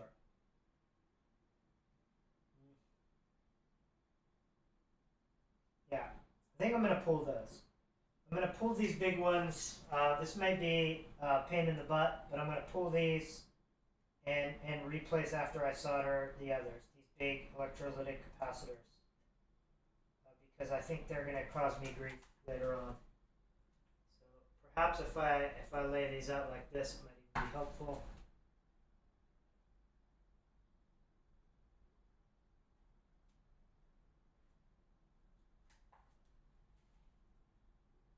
And these two as well. The rest I don't think I have to pull. I can just go from there. But I am going to also now place with these. I think I'm okay to place the IC sockets. So I'm going to go ahead and do those now. Place the IC sockets and then return back for a last pass of the capacitors. I'm going to put these capacitors to the side now. The little capacitor thing was tricky there at the end. It drove me nuts the other night. I remember looking that up when I got to that point, and I actually remembered that and was like, oh, I remember this. This is a nightmare. It was really confusing. And I thought I figured it out. I figured it out that night, but then even returning to it, it still got me all mixed up.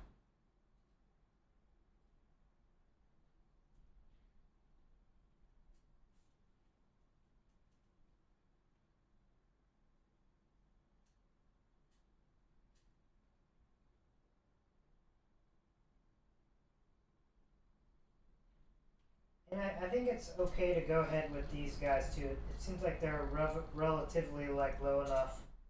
Yeah, this is pretty even with that capacitor that I don't think it's going to have any of them kind of lift up or anything.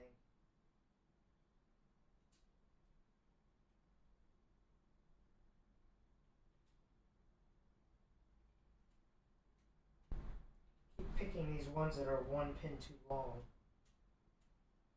I am definitely double checking to make sure I have the right half moon orientation.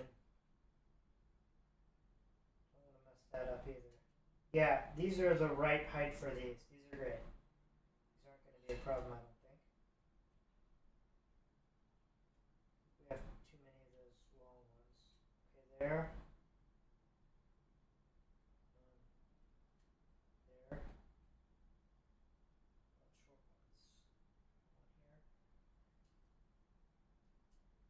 There. Short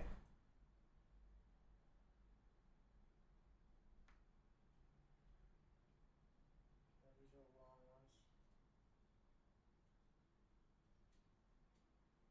Okay.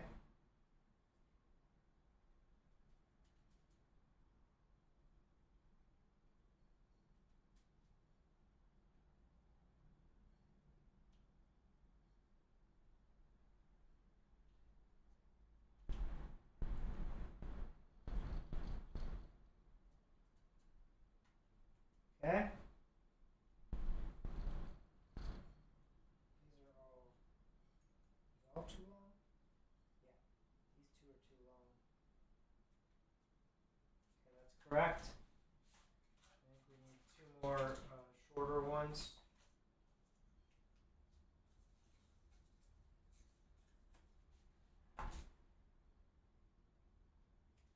Correct. I think this one's correct. Correct. Double checking all the orientations of the cutouts to make sure they match up.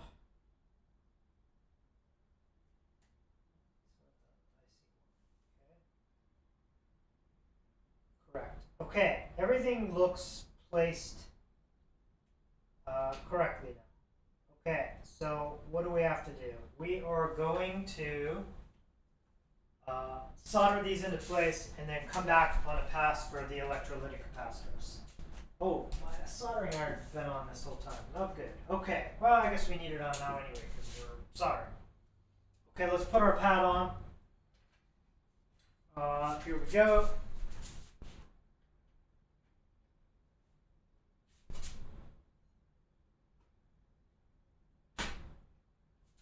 There. Tighten this guy down.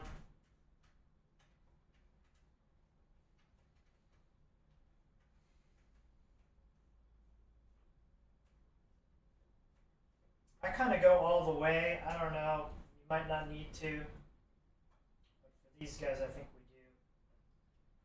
Okay, there we go. Flip this guy over gently. Okay, there we go. And now we can go ahead and solder all these guys into place. So let's go for it.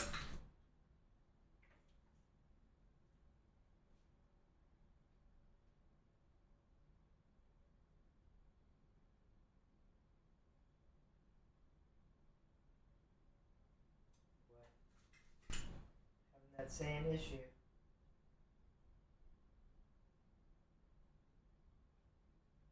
Okay, there we go. A little heavy again, but I'll take it.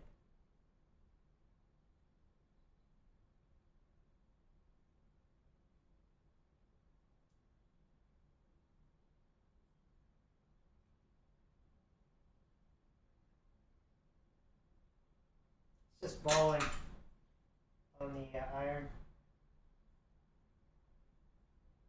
There, kind of got it to go through. I think I'm going to hit all the capacitors first and then come back for the pins on the IC sockets. That was another terrible.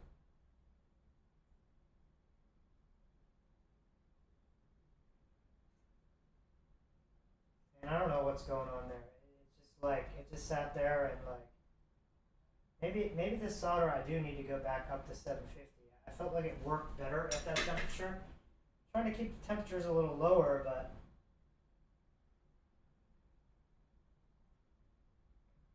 it works better there. It just might be better to go there.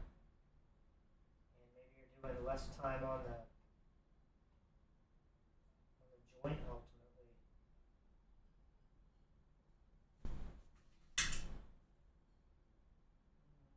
The last one is like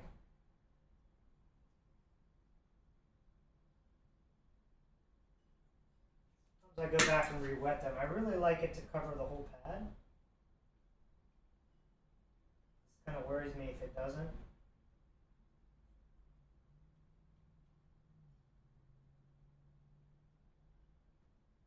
That's ugly.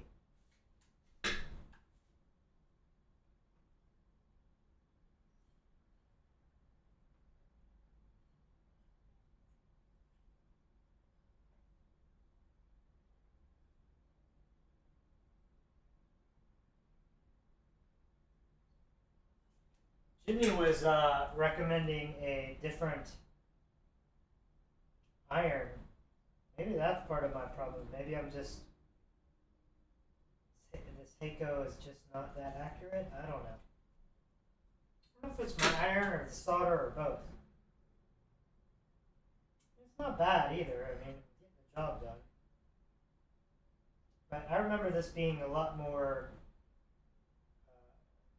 These solders are usually really smooth and beautiful, and this is like doing weird stuff. Like it's just not. It's not how it has been in the past. I'll say that. I've had much cleaner solders with this iron in the past. I don't know whether maybe it's just this particular, maybe it's this particular spool of solder.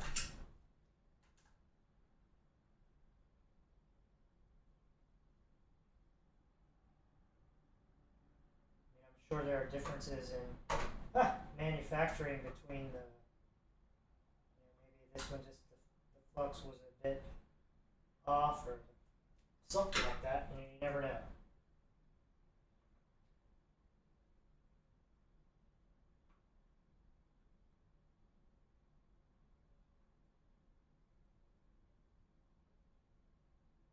Okay, I think I got all those in place. I think what I'm going to do is trim these guys so they're not in my way, and then I'm going to come back and do all the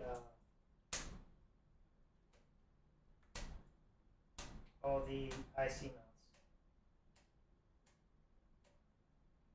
Oh, I didn't get them all.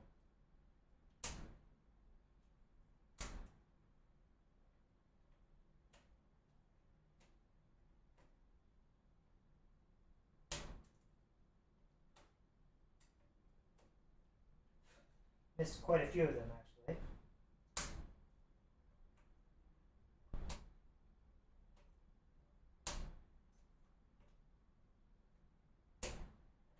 Not quite a few, just some.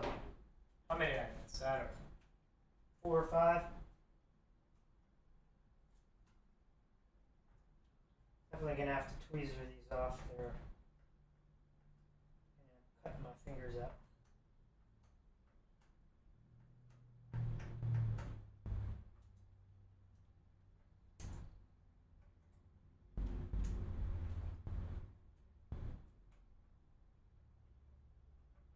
My goodness, this one had this glue on it and it's just gooping everywhere. Jesus. It's like tar.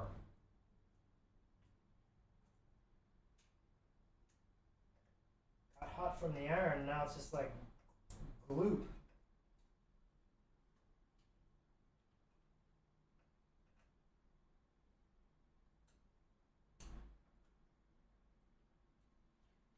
Okay, those are done. Let's zap these last few that I missed.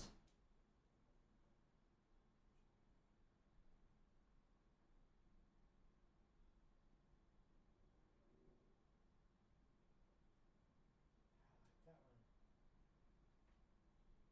There's no excuse for that. Why isn't it only like there? So weird. Anyway. anyway. Got it?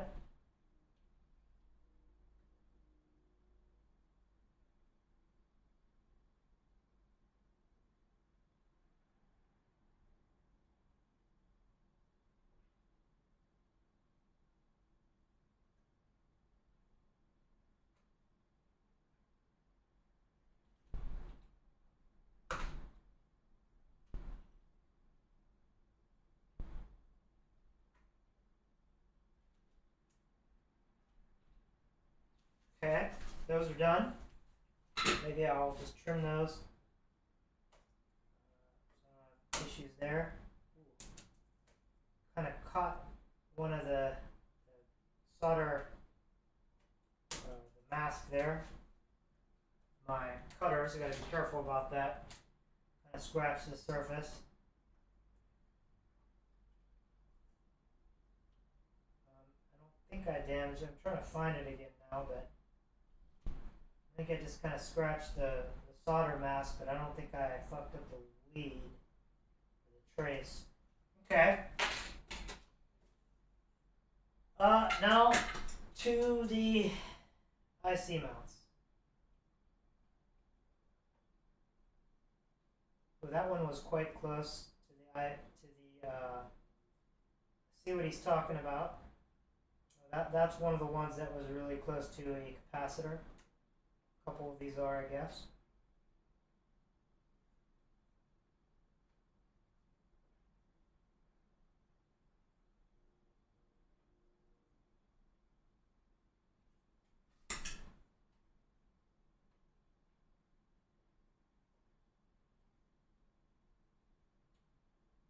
Yeah, these are quite close to the capacitors. This one is to these legs on the IC mount.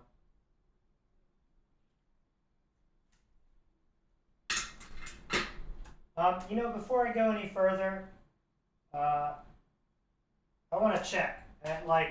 Maybe I'm doing something on the wrong side here. Maybe something's supposed to be on the back sides of these.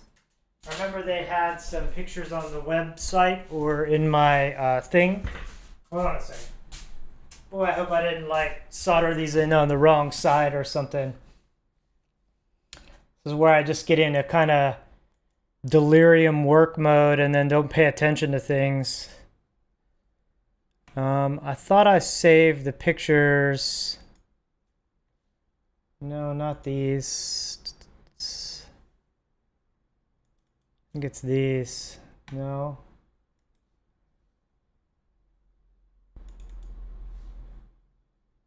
No, these are the version 1 things. What I'm looking for are pictures of the finished version 2 cards. I could have swore I saved them. Yeah, okay. Yeah, I believe I did these correctly.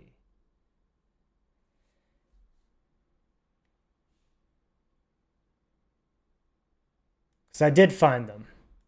Let me look at the back sides. Yeah, those look correct. So on the back side, it's just and I'll show you that in a second here. I'll show you right now. Here. So this is the front side of the card, how it should look. And I'll verify my ceramic or my film capacitors. I believe that's the orientation now that I have them in. And then the ceramic capacitors are there as well. I think that's it. And then all the IC sockets are on the front side.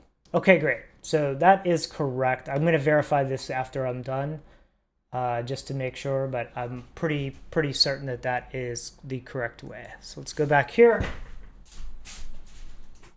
I'll come back over, and I'm going to go ahead and continue on with this.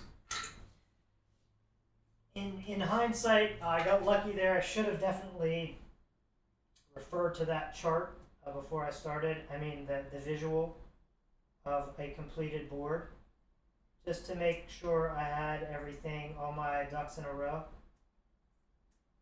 I think his name is Jan, he seems to run the board pretty much, or run the Facebook page.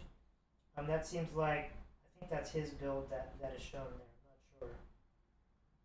There's there's two guys that seem to really be Ando something. I can't remember his name. I think he and Jan both designed the eight voice like voice card, or eight channels, so you could take each voice out on a separate output, and they seem to really have everything going there.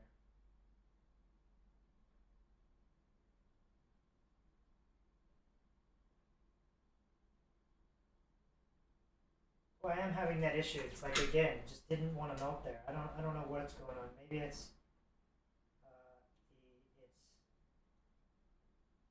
it's sinking to like a ground or something. These are quite close to the capacitors on this side. You got to be really careful not to bridge. Gently going around them. I think I'm going to go at a different angle on this one, so I'm just not even anywhere close to those pads for the capacitors. Okay, I think I'm going to do a test and take this iron. That one had a little snow peak. It's not great. Get rid of that. Okay. What I'm going to do is bring this guy back up to 750 and see. Oops, not right one. And go from there. Because I've had like really beautiful solders at 750, and this seems like it's just struggling or something. So maybe it is the heat, and that will, maybe it's just this needs 750. Yeah, I think that's the problem. As soon as I kick this up to 750, this thing is just melting and flowing like way better. Yeah, I'm able to just cruise through this stuff at 750, and it's bonding better, all of it. So that is it. This solder works at 750. I was trying to experiment and adjust to get a little lower and all that, but this solder just it flows really well at 750. So this is the temperature for this stuff. Yeah. No doubt about it. It's a day and night difference. It's just flowing better.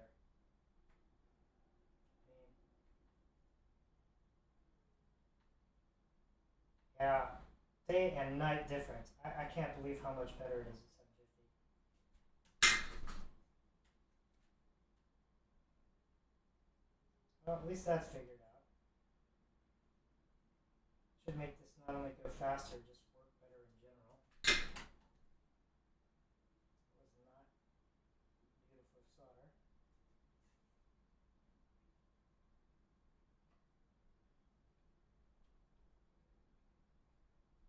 These are quite close to the capacitors again.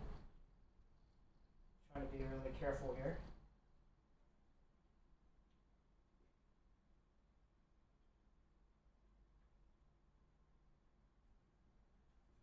I haven't even paid attention. Am I on the right camera? I am. Great. Is this even in for you guys? It isn't. Let's move this down. Like so. Okay, great. Yeah, man, 750 is it. Like night and day difference in terms of how this is performing. It is just way more pliable. It's made way more workable. Everything about it is flowing way better at this temperature. There we go.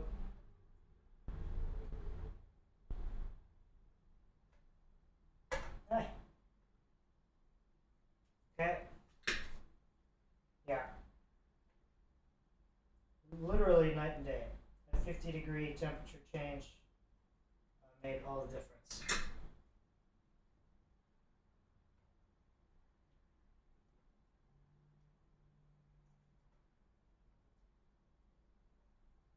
$750 seems quite high to me, but I guess it's just the working temperature of this solder. I don't know if that's bad or good. I wish I knew somebody that could say, oh, that's a little high, and maybe you should be using such and such solder instead, or I don't know. It would be really nice. But I feel like that stuff's kind of nebulous anyway. When I look on forums and stuff, I've seen people do. I have watched a lot of videos on that too, where they did comparison of testing, different solders. I really got into that when I was doing getting prepared for the hot air stuff. This is quite sensitive, really close to those capacitors. But when I was studying the videos for that I watched like 100 videos, like people doing like flux reviews, where they'd have like 25 kinds of flux, and they would talk about how it flowed, and that's kind of how I made my choices. But it's so nebulous. Like you watch 25 different videos, and you're gonna get 25 different opinions about what's probably the right way to do that. That was quite heavy. I'm trying to release a little bit of that. Get the set back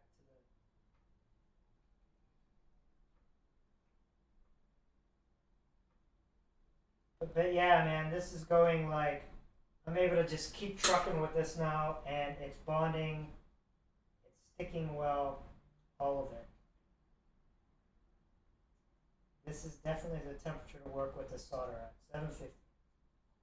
Worked with it for a long time like that, and I kept trying to, I thought I could get it a little lower or something. I don't know why.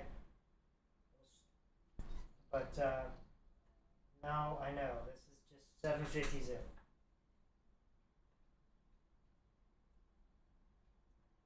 And that's Fahrenheit. And that's for this particular solder that I bought off Amazon.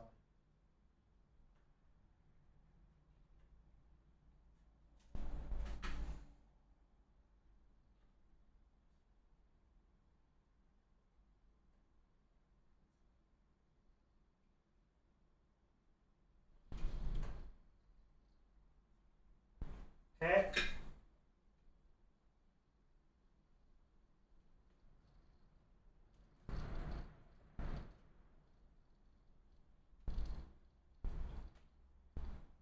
Well, this is like night and day. I'm so happy I decided to kick that temperature back up.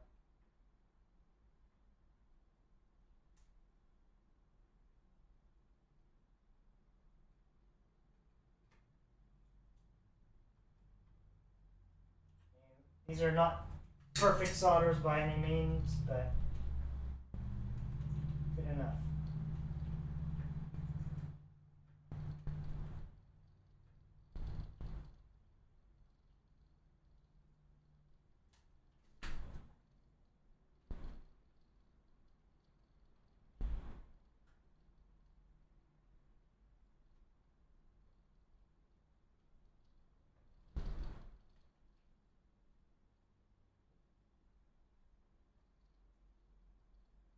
Let's get really close to some of those capacitors on this side. You gotta be really careful.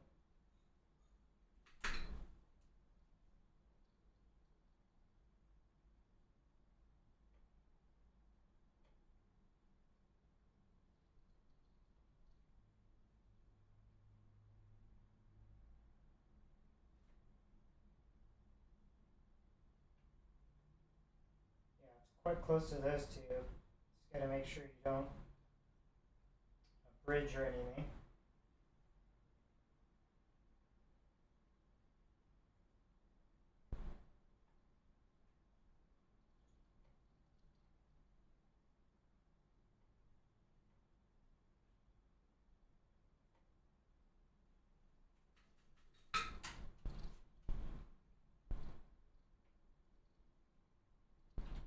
And it's quite close to these couple capacitors here.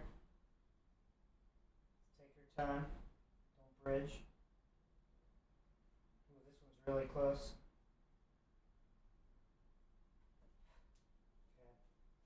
Okay. Clean up. Get really set for this. I don't want to bridge this guy or reflow it. Good. Worked worked out well. Okay, these get quite close here on this one, on these two as well. I mean, nothing, you know, nothing crazy, but they're just, be mindful.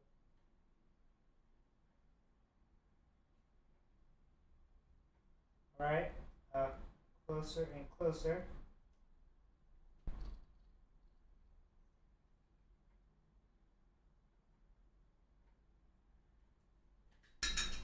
Okay, those are done. Did we just finish? I think we did. No, we have two more ICs in here.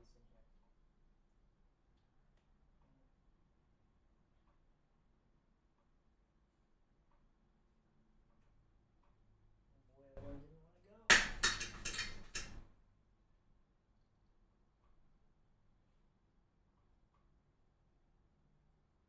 go. These are quite close to the IC or the capacitors again. Trying to be very careful about that.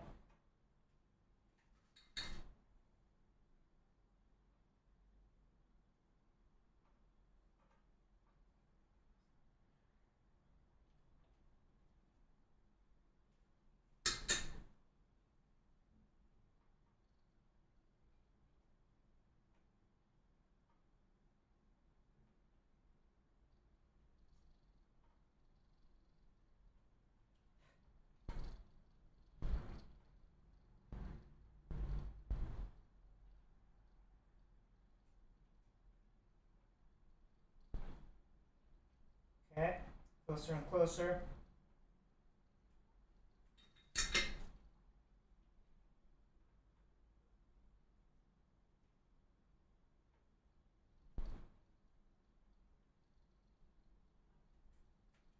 Shoot.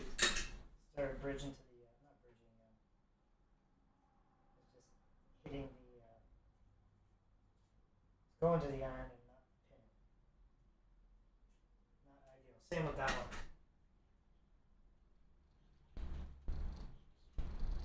This is a tricky one. It's near the capacitor. I'm trying to be careful. There.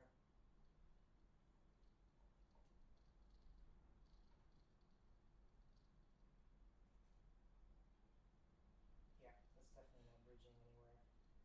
Let me detail look at this. Did I miss any? I don't think so. Okay, so what we're going to do is flip this guy, and we're going to load in the capacitors now, the electrolytic capacitors, and then go from there. So let's flip this guy around.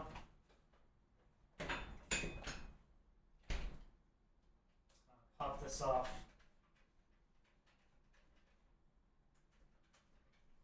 And we're going to do this one really carefully again. Okay. Pop that guy off. Okay, you guys are a little bit out now. Put you in here. There you go. So those are done. Now we got to place the capacitor. I'm going to do these from scratch again. So I think these three are 100 UF. I'm going to read these from the sides. 100 UF. Yeah, there's these. So this is C 1, 2, and 3. Okay, 1 long side positive, 2, and then this one reverses long side over here. These are polarized, so be careful. And those look great. And those look like, from remembering his picture, those were up in here. Yeah, these are correct. Okay, so now next one is 47 UF, and that is this one, 47 UF. Yeah, and that is C67, which is this one. Long side, yep, positive. Okay, there, C67, good. Well, those are going to be tough to keep in place. I may have to bend the feet down here a little bit like this. Like that.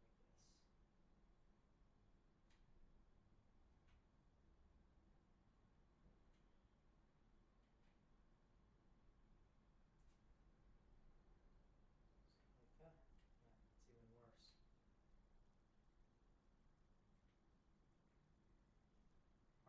They're a little bendy. They're a little bendy. I don't know what we're gonna do there. Okay, what's the next one? 10 UF. Those are, what are these guys? 1 UFs?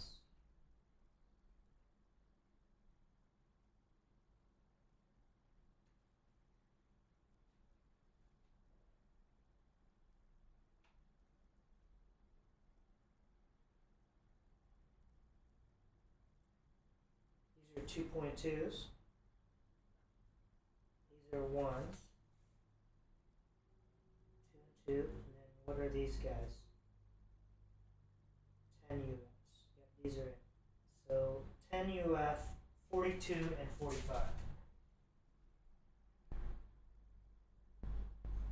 Ooh, this guy is on, okay, 42 and 45. Here's 45.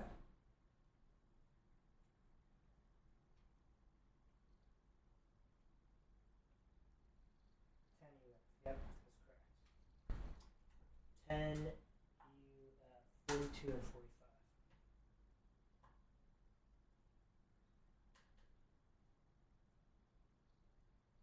What the hell is 45?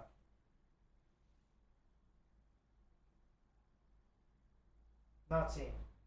Super nice. 42, here it is. 42 and 45. Got it. Correct. 42, 45. Now we have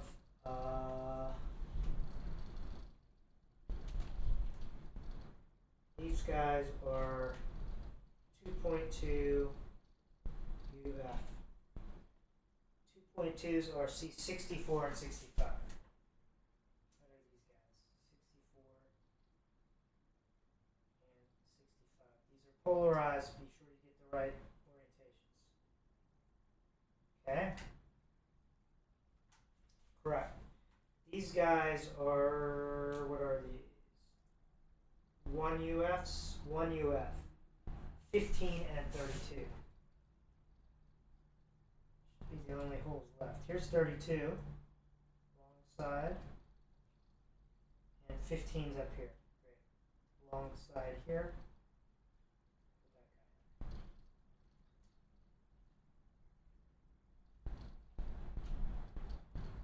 I'm trying to position these so they're going to stay relatively straight. This guy's wanting to fight me. Maybe I can pull his legs apart so he doesn't want to move. Same with these guys. These guys seem to want to fight me. I can do something down here for them.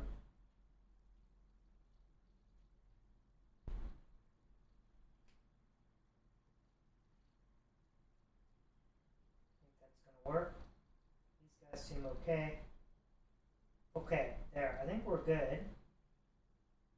Now what do we need to do? We need to put the pad on here and solder these guys up.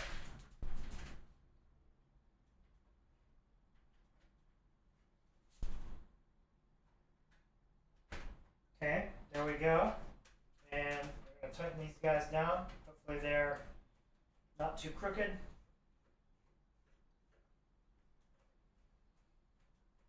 And we should have complete board after this run.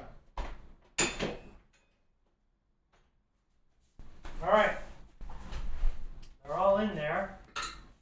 Let's give this guy a go. Get these in here.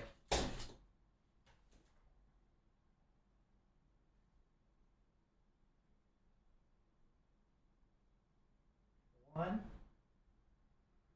two,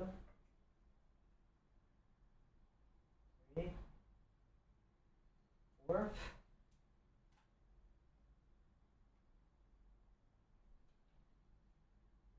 there we go.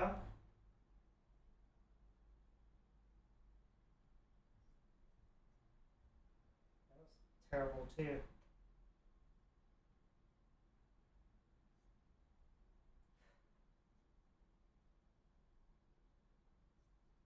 Okay.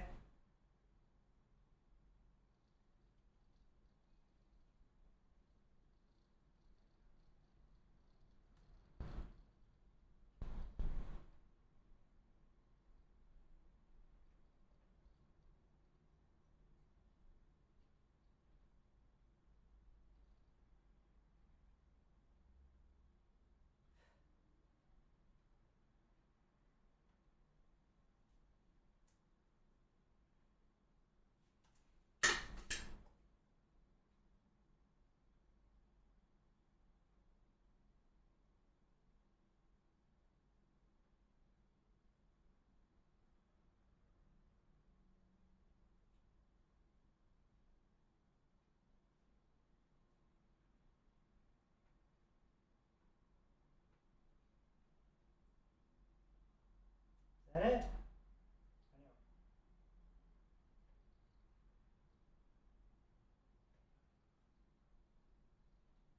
Okay, I got it. I think that's it. Okay, so now we trim these guys and have a look. I think that's it with the soldering. I'm going to kill that guy for a little bit. And let's trim these guys up and see where we stand. I think that's it. I think we just finished the board. Woohoo!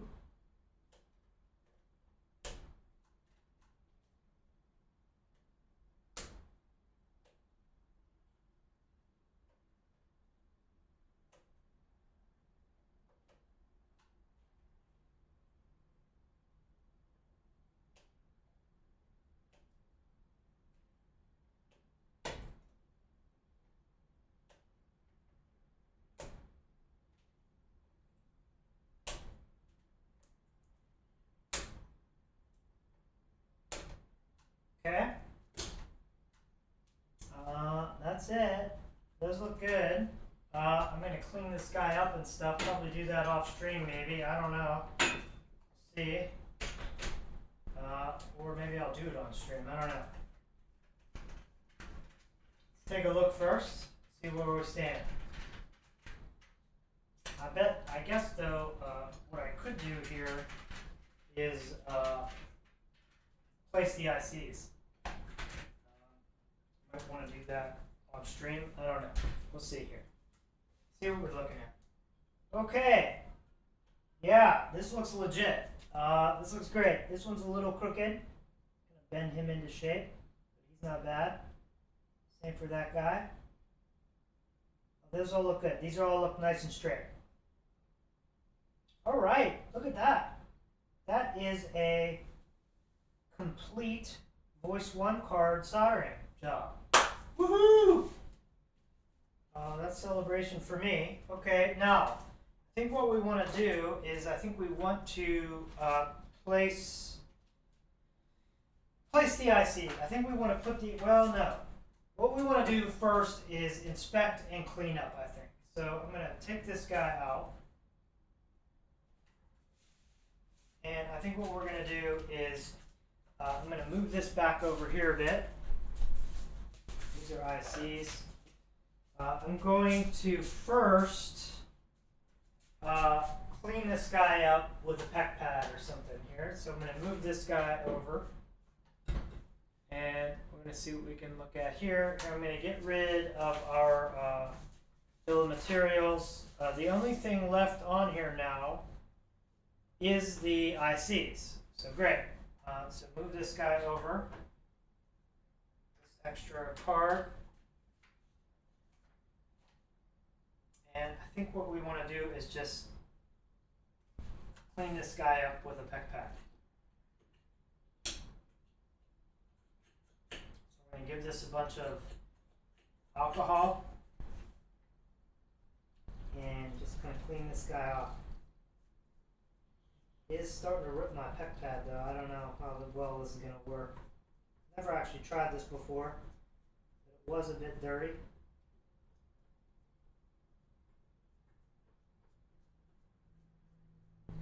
I think we're going to have better luck using the these guys, the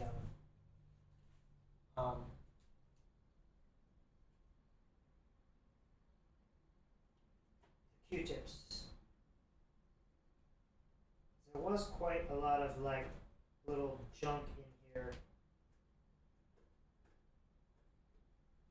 There's a piece of solder stuck there. I don't know what that is.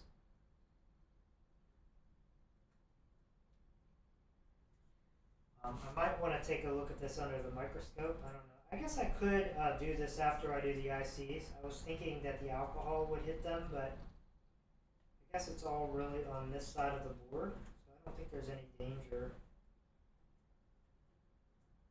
I don't think the alcohol would hurt them anyway, but there are little pieces of solder here and there.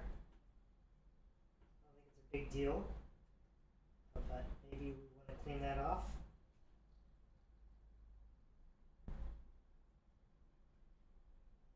I'm not trying to, completely get all the flux off necessarily. And just kind of generally, there was a lot of kind of junk on the board that I'm trying to get off. Like here was a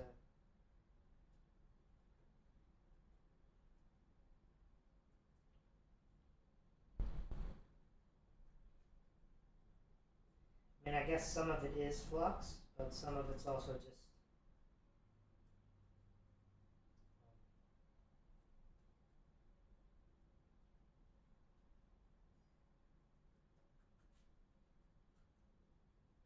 Okay, I think this is going to take some time, and I don't really feel like going through all of this right now. Although it doesn't look bad at all. It looks quite good. Maybe hard to tell there, but it does look quite clean. Not bad. Okay, so what I think I'm going to do now is I'll come back to cleaning that because I can. I am going to place the ICs while we're on stream, and then maybe I'll do a final cleanup when we're off stream. Okay, so we already did the diodes. Now we're the AS 3340s. And I think I have those here. I think there's 3360s and 40s in here. I don't know if we need both. We only need the. Oh no, we need these 3360s as well. Those are the CEMs, which are actually the AS. Okay, so those are all 3360s, and which makes these are all 3340s. Okay, so what do we need to do here? We need 3340s. What do we need? We need 2 of those. And these are 3340s. 1, 2.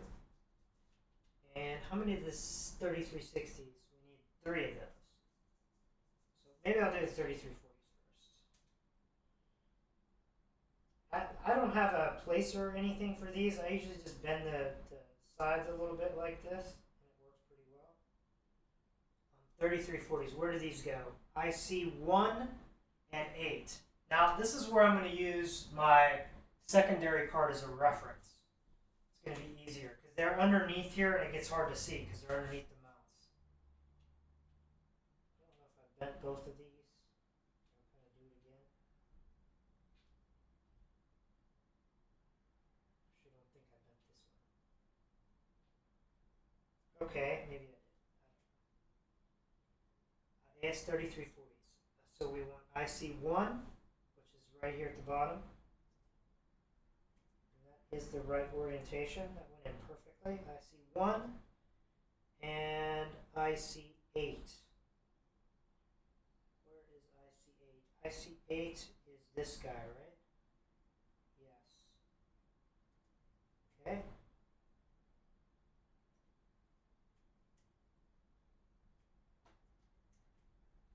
think I actually bent these a little too much. I don't remember if I did.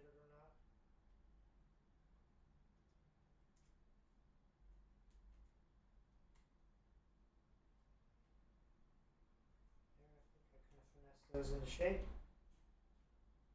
that correct? 1 and 8. Yes. And are those the correct orientations? Yes. Yes. Okay. And let's mark these off as we go. 3340, 2 of those guys. Done. Already did the diodes. Let's do the 3360s because they're out. So 3360s, they're at the end here. We need 3. 3360.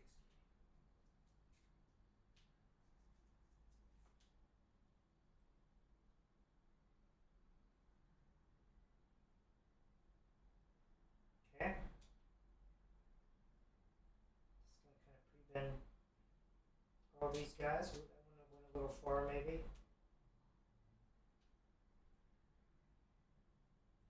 Okay. And now where do these guys go? 33, 13, 15, 16. 13. Here's 15. So I'm going to do that one. 15. The right orientation is the right orientation. I think these need to go in just a little bit more.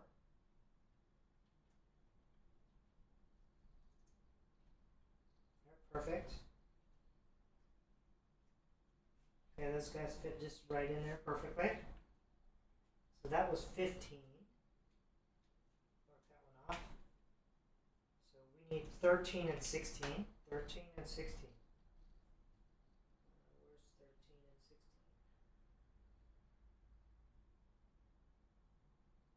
13 and 16? 13's up there, 16's in the middle. 16 is here. Correct orientation. Okay, those guys also went right in. 13. That was 16. And 13 is up here. And it's this orientation. Okay? Great. And that went in really well. 13, 16. Correct. So that does the CEM 3360s. 3 of those. Okay. So we can put these guys away until next run. Boy, they're really rough to get in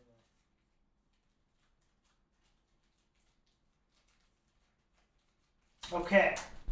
Those two down. Now I think we need all these guys.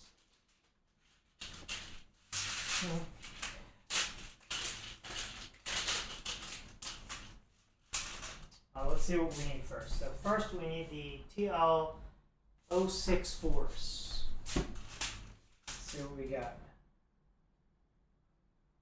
TL064CNs. That's these guys. I think there's more than one thing in here. I think you put more than one thing in here. Yeah, voltage LM311s are also in here, which are the last thing. So we'll do both of these. I don't know which is which, but we'll do them. Pull one of these pins out.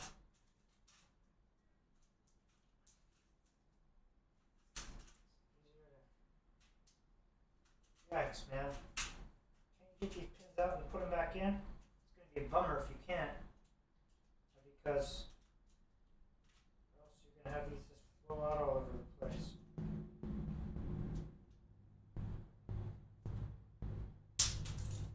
Did I break it? No. It came out okay? Okay, so what are these? These are the LM311s. Let's do those first then. There's only one. And then we'll put this one back in and you flip it around to the other side. Do it. LM311N. Yeah, where do these go? IC19. Where's 19? It's one of the 4 slots. 14. It's getting dark now. 19 is here. And that is the correct orientation. Boom. Done. 311's done. Okay, let's put the pin back in. Put it back in. No, I guess I have to snap it in there. Boy, these are tough to get out. I'm really paranoid using these. I'm going to cut this off at some point by accident. So there we go. And what do we need? How many of these do we need? TL0643. Yeah, these are the correct ones.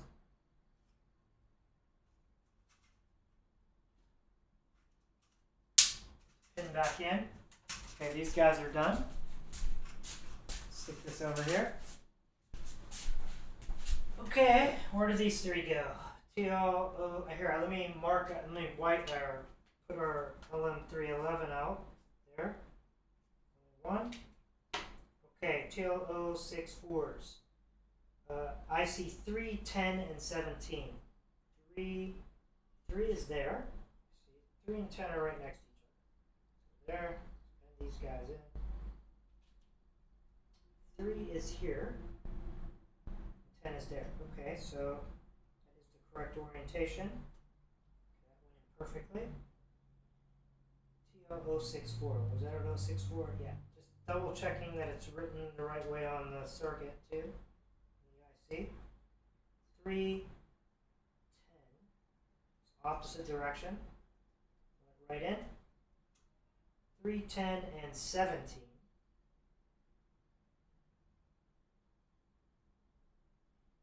Where's 17? 16's there. 17's down here in the bottom.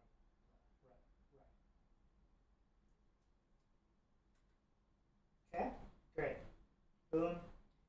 064N. Yeah, correct. 17. Done.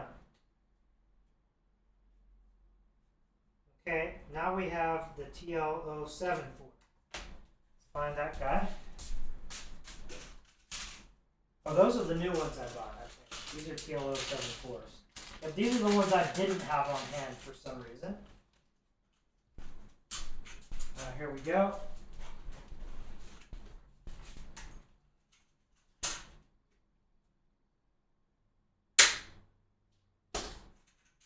How many of these? TL074s, 2. These are 074CNs, correct. Okay, put this guy to the side. Bring these guys into shape first. Okay. Where do these go? I see 2 and 9. 2 is up here. This orientation. That went in perfectly. And where is 9? There's 8. I see 9 is the top middle. And it is facing up the orientation. Okay, 2 and 9. 074 is 2 and 9. 9. Correct. Okay, those are done. I'll put these guys aside as well. What is next? So what do we have? We have the DG202. DG202s, and this is the LM1370 as well. Okay, they're right one after the other, so we can do that. The 202 is on this side, and the LM1370 is on this side. Let's take the 202 off first. Didn't catch how many we needed. Look at that in a second.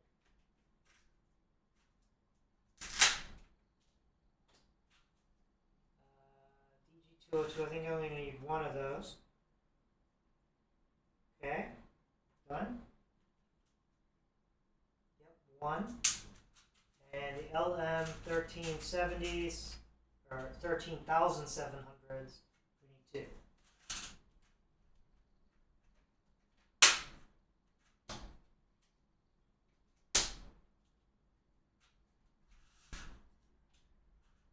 LM13700, yep, 2.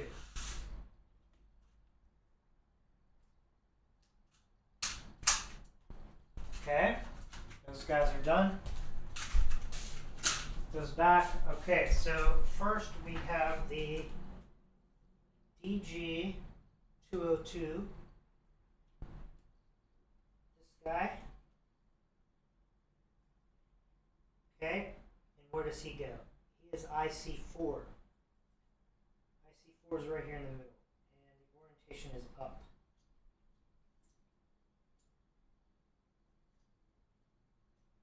Just slightly tighter. There. Good. DG202, IC4. Okay, let's mark him out. Perfect. Okay, now these guys. LM13700s. Where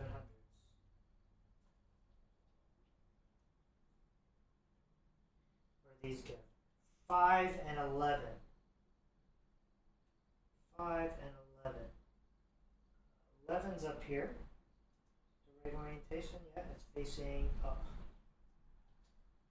Seems like it needs a little more finessing. That was just about right.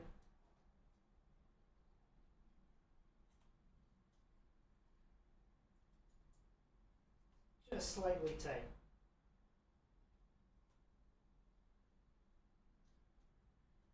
Make sure that's right. 11. And it's facing up. Correct. That is correct orientation. Boom. And what's the other one? 5. Where's 5? 5 is over here. Do I need to finesse this one more, or is it okay? I think it needs just a slight tweak as well. 5. And it is also facing up. Just the correct orientation.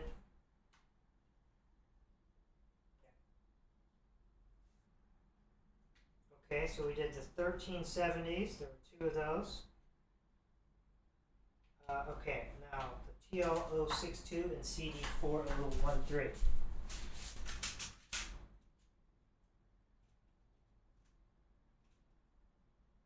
Here's TL062s. This is a mystery one. I guess let's get the 062s first. I don't know which is which here. This one has 2 in it. And CD014. Oh, what are these?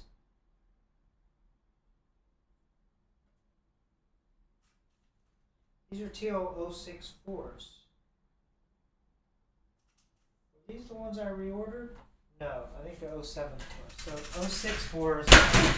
Boy, I keep knocking that thing over. It scares the hell out of me. Okay. I think we don't need those 064s. I think we already have enough. Or those are what we're going to need, or I don't know. I think I have extra of those.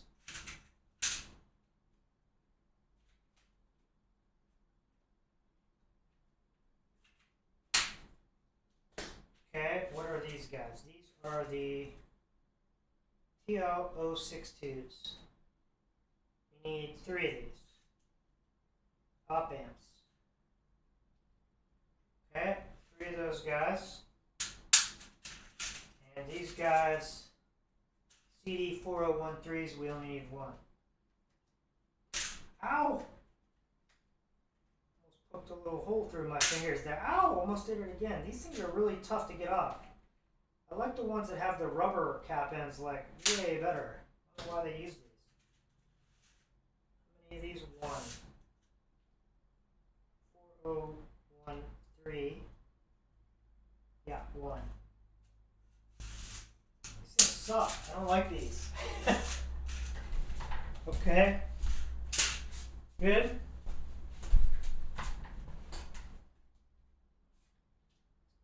Guys into shape. It's kind of an art form too that I've just kind of learned over the years, just about how much to bend these. It's kind of a feel thing.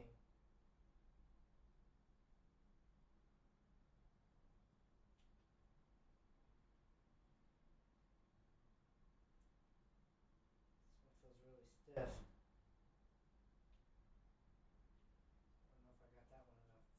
Crooked. It's okay. Okay. Let's do that one first. IC12 is the CD4013.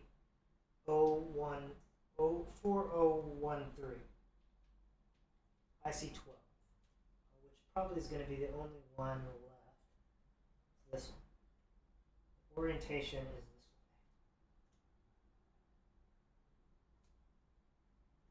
this way. Okay, there. That one is in. Okay. TL062s, let's make sure I have them all correct. I'm trying to double check that these are all exactly what they should be. 062 is correct. Okay, where do these go? So let's mark out this one. The CD4013 is in.